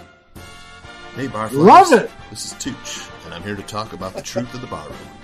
What brought me here to the Barroom Radio Network, what it means to be a part of the Barfly community. Because it is a community. It's a place where thoughts and ideas are freely shared and encouraged. People here respect one another and are united in a common purpose: to love and support and even reprimand our beloved NFL franchise, the charter member of the first team, the Chicago Bears. But first, I've got to rewind a bit. Back to 1974, when I was 6 years old. I crept into the living room of my parents' home because there was a racket. As my dad and uncles gathered around the TV set, they were watching a Bears game and screaming at the TV, "Break his leg! I wanted to know what elicited such passion. It was Bears football, and I've been a fan for 45 years. 50 years I never now. looked back because, hey man, it was Walter Payton. I've seen a lot of Bears games. Fast forward 10 years.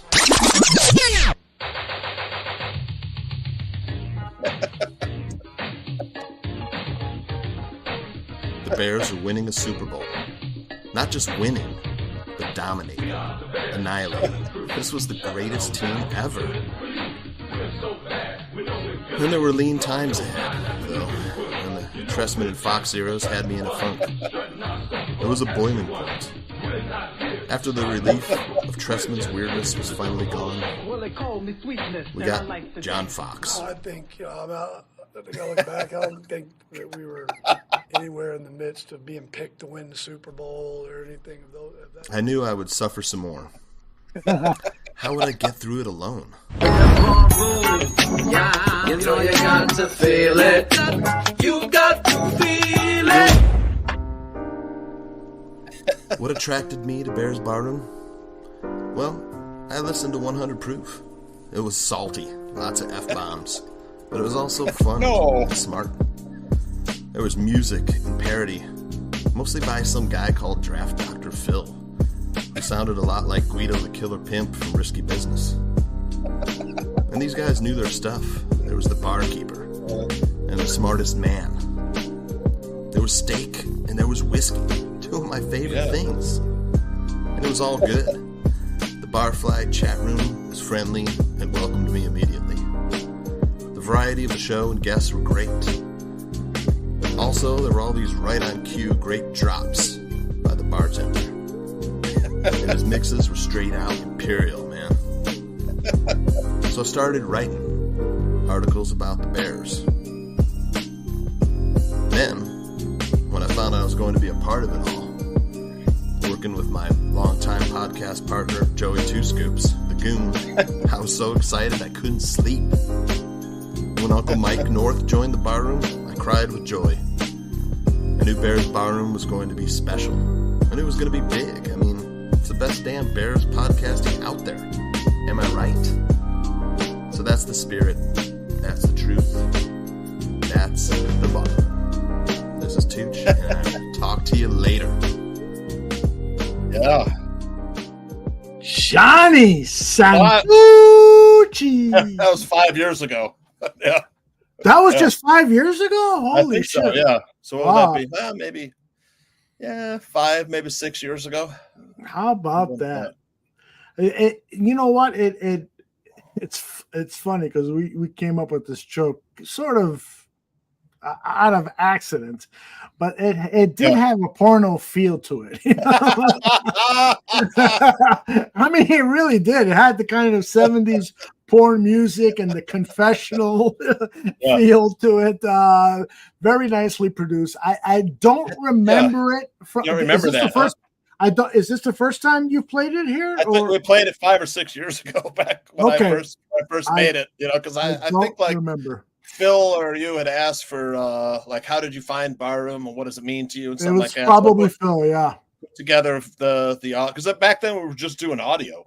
Mm-hmm. You know, so there was no video like we're doing now, and I would do the video like opens and stuff, produce for 100 Proof, the opens and whatever segments that Phil and you guys would tell me to create, like the Greg Braggs when he was singing a song with for Phil, the 500 miles. yes, I remember that.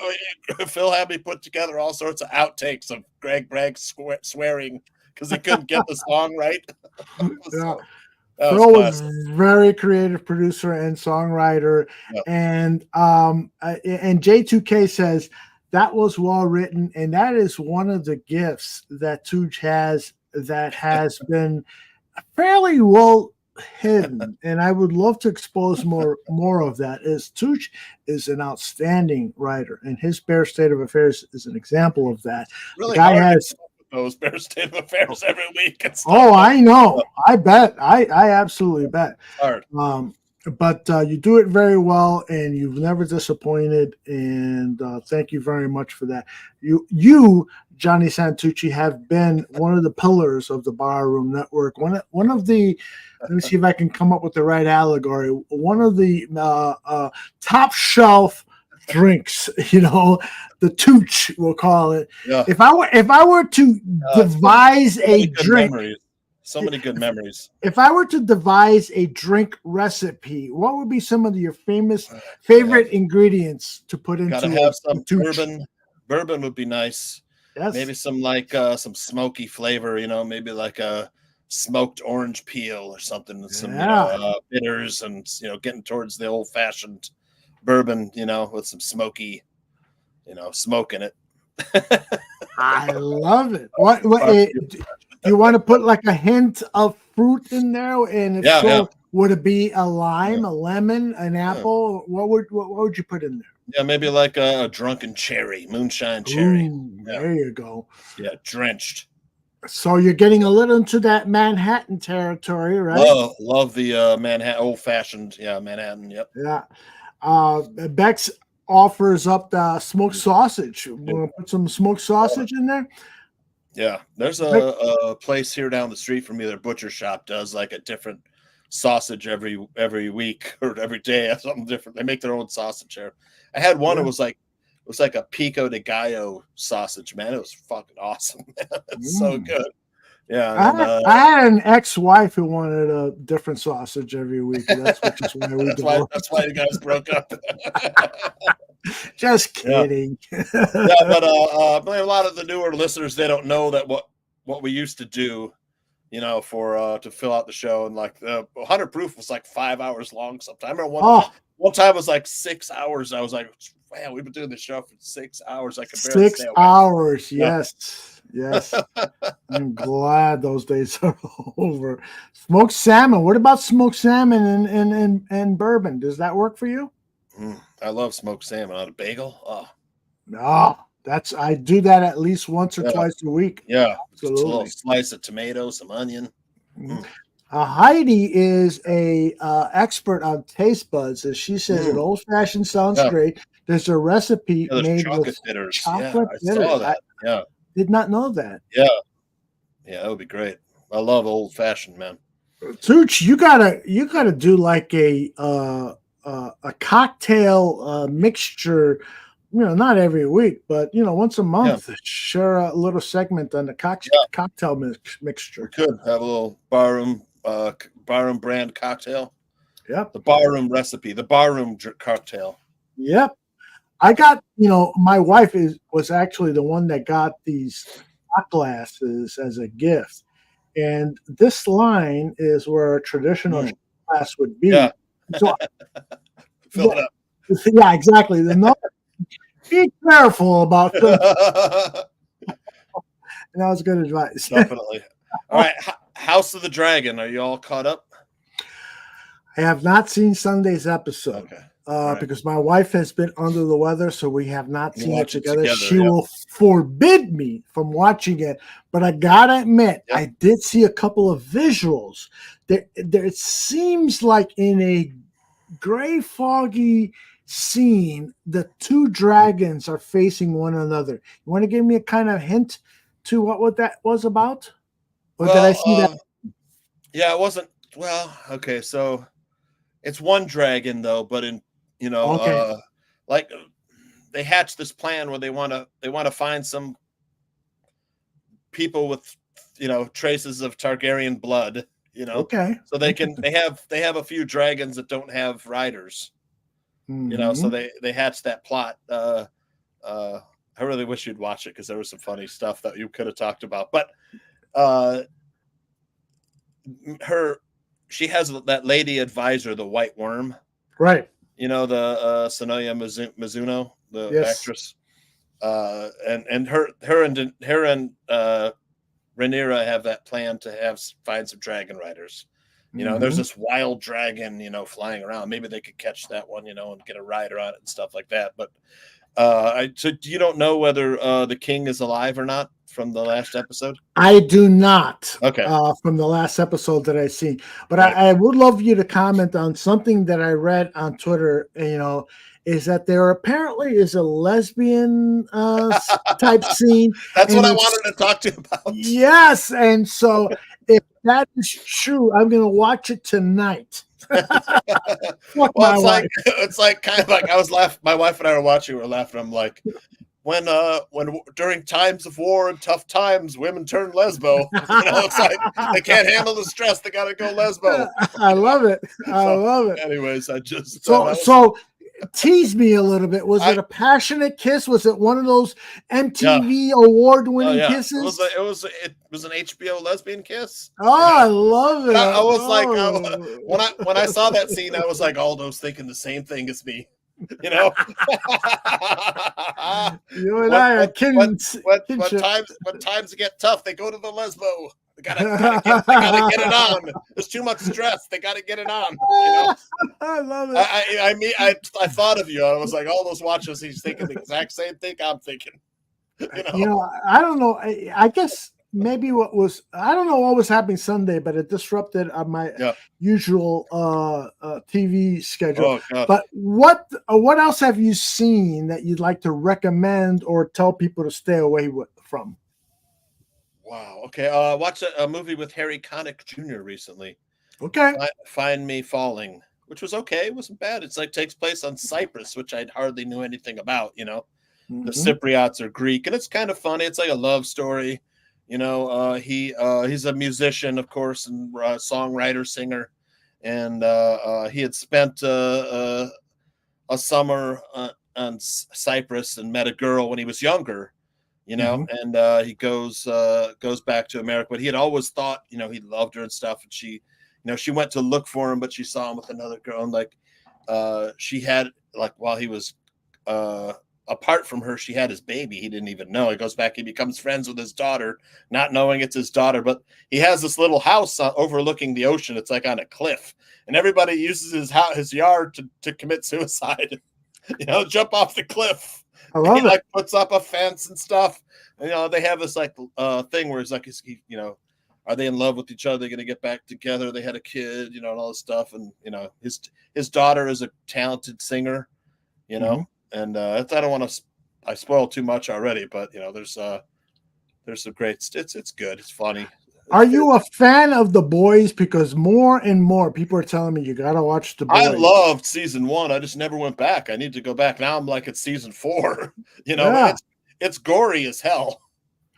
That's what I've heard. And you know, there's all these gifs or gifs, however you pronounce the word, regarding The Boys, and I feel like I'm definitely missing out on something. I need to watch it. Turned me on to it back, what was it, 4 years ago? Yeah, okay. Yeah, I mean, the first season, Homelander is a great character. He's just such a dick. He's so evil. It's like a stuck up, like he's like half evil, you know. He's like sometimes he's that all-American looking guy that you see in these memes, and you know, he's smiling all the time, but he's got this sinister side to him. Yeah, it's good. Yeah, I will definitely check it out. And my wife, I told my wife about it, and she's interested in it too. She's not a big kind of like a Marvel fan, but she does love science fiction, and there is a science fiction quality to it, right? Yep. Okay. Yep. It's superheroes, you know. It's like they're superheroes, you know, like mutants. Okay, like X-Men, Avengers. X-Men. I was just gonna say. Okay. Yeah, I was Saturday. I was making my own sausage. You know, breakfast sausage. I was like, I'm gonna go. I had gotten like the photography studio we have at work. You know, they'll do a lot of food photography, and then like at the end of the day, usually on Friday, they'll like put out all the food they didn't use. So you can go down there. You can either eat some of the food they were cooking, or you know, grab some of the produce that they're going to throw out. You know. So I got like a big box of blueberries, you know, and I'm like, I'm gonna make blueberry pancakes, right? You know, I don't even know if my wife ever had blueberry pancakes before. She's Filipino, you know, didn't even know what it was.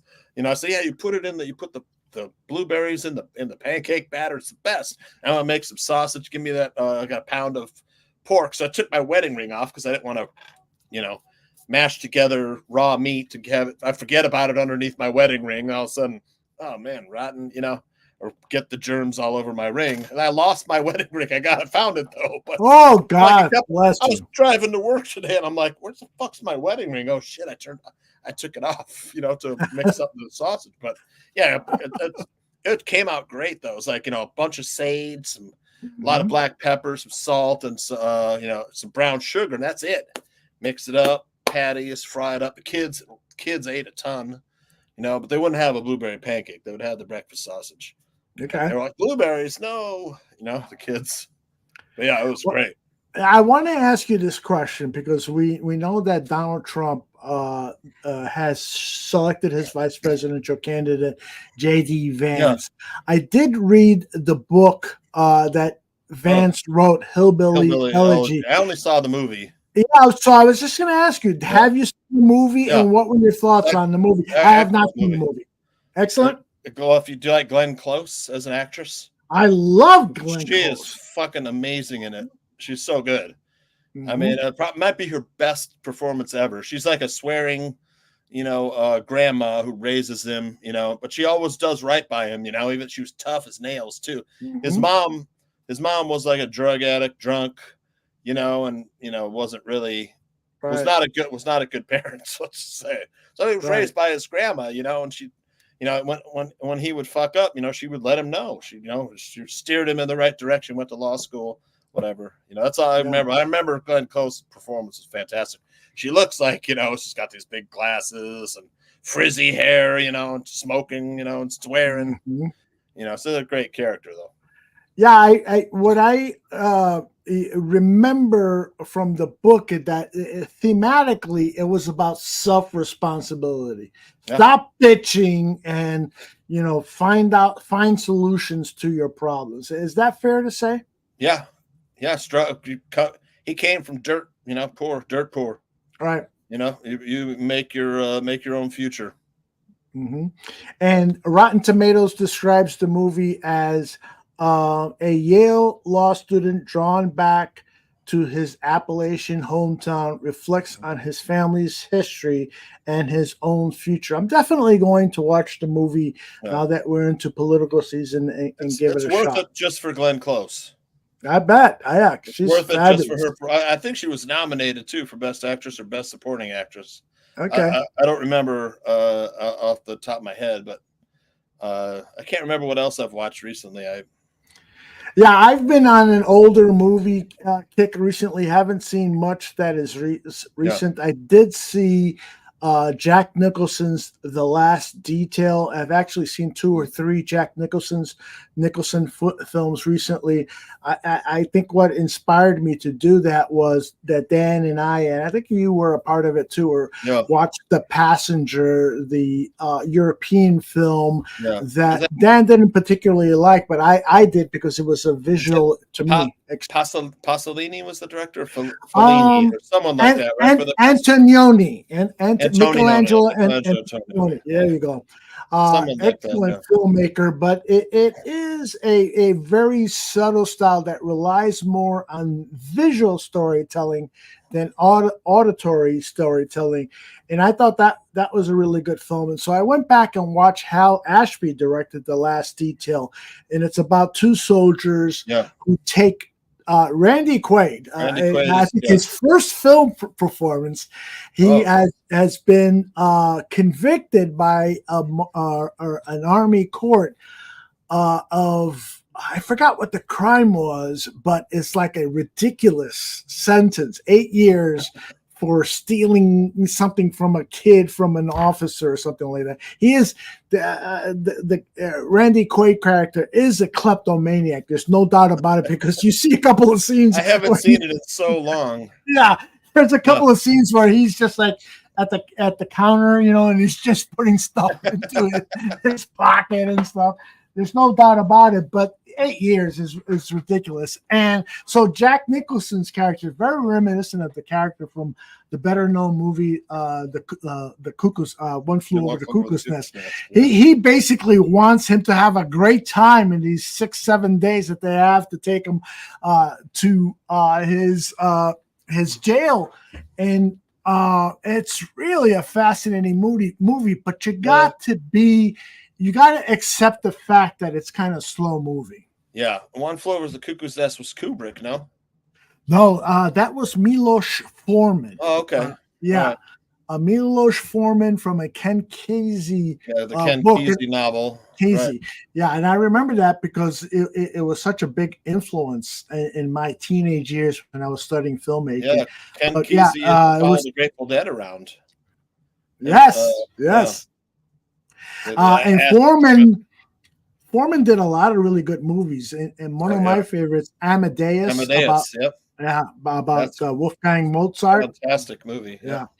You know, I played Varsity Blues for my wife, and she loved it. I bet she did. That's a great movie. John Voight and that's James Vanderbeek.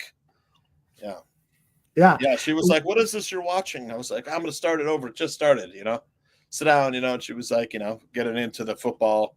High school football, Have you watched The Bear? I've watched the first 2 seasons. I have yet to watch the third. Same here. J2K says it was really good. Season 3, they slowed down the intensity of a restaurant industry in a very zen way, and I'm really, really happy to hear that, J2K, because the first 2 seasons, there were a couple of times where I was ready. Actually, I was ready to turn it off because the bickering, it was just like, whoa, I have too much stress in my life. Especially already. when they had Christmas night dinner with. Oh my gosh. That episode was like painful to watch. Yes, and they expanded it from usually 25 minutes to 45 minutes. It was unbelievable. But I'm so glad that I stuck with this series because it's profound. The acting is fantastic. It's shot in Chicago. So I'm really looking forward to watching season 3, J2K. I did watch something that's I enjoyed it a lot. It's called Scavenger's Reign. It was made for Netflix or HBO. It was made for HBO Max. Okay. I haven't heard of it. And it's on Netflix now. But it's animated, like anime. And I forgot who told me to watch it. I think my brother or my son or someone. It's like this ship, spaceship. It's a scavenger ship flying over, and they make a mistake. One guy, he's a dick. And he brings the ship too close to a sun, and coronal ejection. They eject and they crash land on this planet. I think it was Vesta is the name of the planet. The planet is so weird, and everything is hostile, like the vegetation, the fungus, the animals, there's the survivors of the ship crash, they're split up all over, they encounter each other. They're trying to find their way back to the ship. The ship is still in orbit. So a few of them are trying to call the ship back down, but everything attacks them. It's so weird. It's that gets under their skin, the fungus or whatever, or some of these animals that fly or in the ocean. Yeah, it's crazy good. Yeah, here's this is the trailer of it. And by the way, immediately I am saying to myself, I need to watch this because I love it's crazy this type good of animation. This is fabulous. It's crazy good. The stories are great. They're all split up. You follow 3 or 4 stories and stuff. But it's fucking killer. It's so weird. There's so many weird things that happen in it and stuff. But yeah, you'd like it. It's great. The action's good. The story's good. I'm going to talk to my daughter because I wish they would make some more. Yeah, she's because this is just the second season that's just recently been released. Right? Is there another? I've only seen the first one. I just when I hit Google search, I saw the Choice season 1, season 2. So it could have been It could have been just stories about when season 2 or if season 2 is going to happen. J2K says, thank you for the recommendation. Good recommendation. And J2K would love something like this because he is a fabulous design artist. His work over at the Nomad Network is sensational. Yeah, and J2K says, Tooch, you had me at spaceship and coronal injection. Man, I'm telling you, I could not stop watching it, man. It's like I got to watch another one. It's so cool. It's like that robot gets infected with like a fungus virus, and it starts to become human. It's like I had dreams and stuff like that. Really, the black lady, that lady, she's only with a robot. It's just her and a robot. It's the only one she could talk to. Like this guy's by himself. He's the one that got the ship crashed, and then that girl and the guy with the white hair are stranded together. Mm-hmm. So Bearski Film is saying, what is this? This is Scavenger's Reign. Yeah.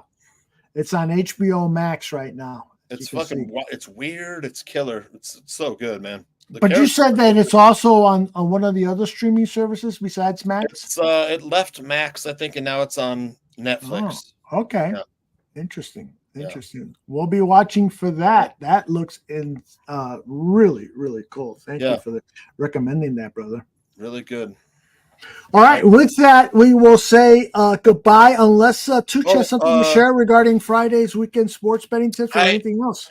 I'm driving to Chicago. I got to bring my son a bunch of his stuff. So I would probably might have our show on Thursday. Is there anything going on Thursday here? This Thursday, I believe we are clear. I'll double check that, but I'm pretty sure we're clear. All right. Well, Sean and Anthony and I got to talk some college football because I love it. You know, like I said, there's Pac-12 is now the Pac-2. There's like 18 teams in the Big 10. So the Big 18, Big 12's got like 16 teams or 14 teams. I am definitely going to watch that show because I need to be educated on what the fuck is going on with these alignments. And by the way, Mr. Mayhem says Orphan Black's Echoes is good. I want to watch that because I was a big fan. I heard Orphan Black was really good. I never saw it. You need to watch it. You know, Tatiana Maslany was the I love actress. her. She was in Perry Mason. She was in Perry Mason. Yeah. She was in the She-Hulk. She's super cute. And you're going to love her in this Orphan Black. A little bit of a spoiler alert is she plays multiple roles. You know, so in her playing multiple roles, you might like her as this character, but wow, she's really sexy as this character, or wow, she's very attractive in this character. It's a pretty cool show. Very cool. Did you catch Dune 2? No, I have not seen that yet. My wife and I are dying to watch that together. So there's a Dune series coming up on HBO, like a history of Dune, like a prehistory, sort of like House of the Dragon. It's called Sisterhood of Dune or something like that.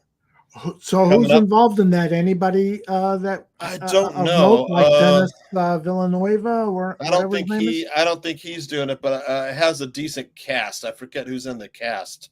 Okay, so it's a new cast. It's not the because it takes place 100 years before the events of Gotcha. Dune, a couple hundred years before, but gotcha.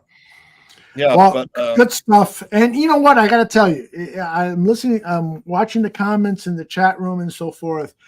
This just tells me that, what was the name of your show? Streaming. I have a stream. Yeah. We need to bring that back, dude. I know. Well, I can't wait to talk Hard Knocks, because I had a blast talking Winning Time. Yeah. What a great show that was, man. Yes, it was awesome. The cast of Winning Time was like, one of the best. And Jeff Roman talks about it all the time in his Twitter account. He was the author of the book. Put all those great actors together. Yeah, and for a lot of them, it's going to be very difficult for them to find roles with that kind of visibility. They might be in a small movie or stuff. So that was one of the biggest sins. Jerry West just died. Yeah, exactly. Yeah. I mean, but I gotta tell you, I have a stream was one of our audio only podcasts in our first few years, and it was tremendous. Tooch had on a number of people as his co-hosts. Oh, yeah. What's the name of the lady that you had on that show? Yeah, my sultry neighbor, Shay. Yeah, sultry Shay neighbor. Beck. Yeah. She had a sexy voice, man. She did.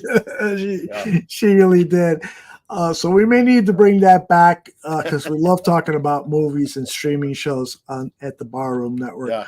All right, my friend, I will let you go. I know you All got right. work to do in the morning, Oh, yeah. and I will tell everybody in the chat, thank you very much for being a part of the show. Thanks, Aldo. We really appreciate your involvement. Tooch, Thursday, weekend sports betting tips. I think so. Thursday night. Yep. We need some winners, and there's no place better Yeah. to get them than from you and the guys on that show. Yep. All right, my brother, I'll let you go. Thanks, Aldo. All right. Goodbye, everybody. I'm trying to find my final video here. Where the hell is it? Oh, here it is.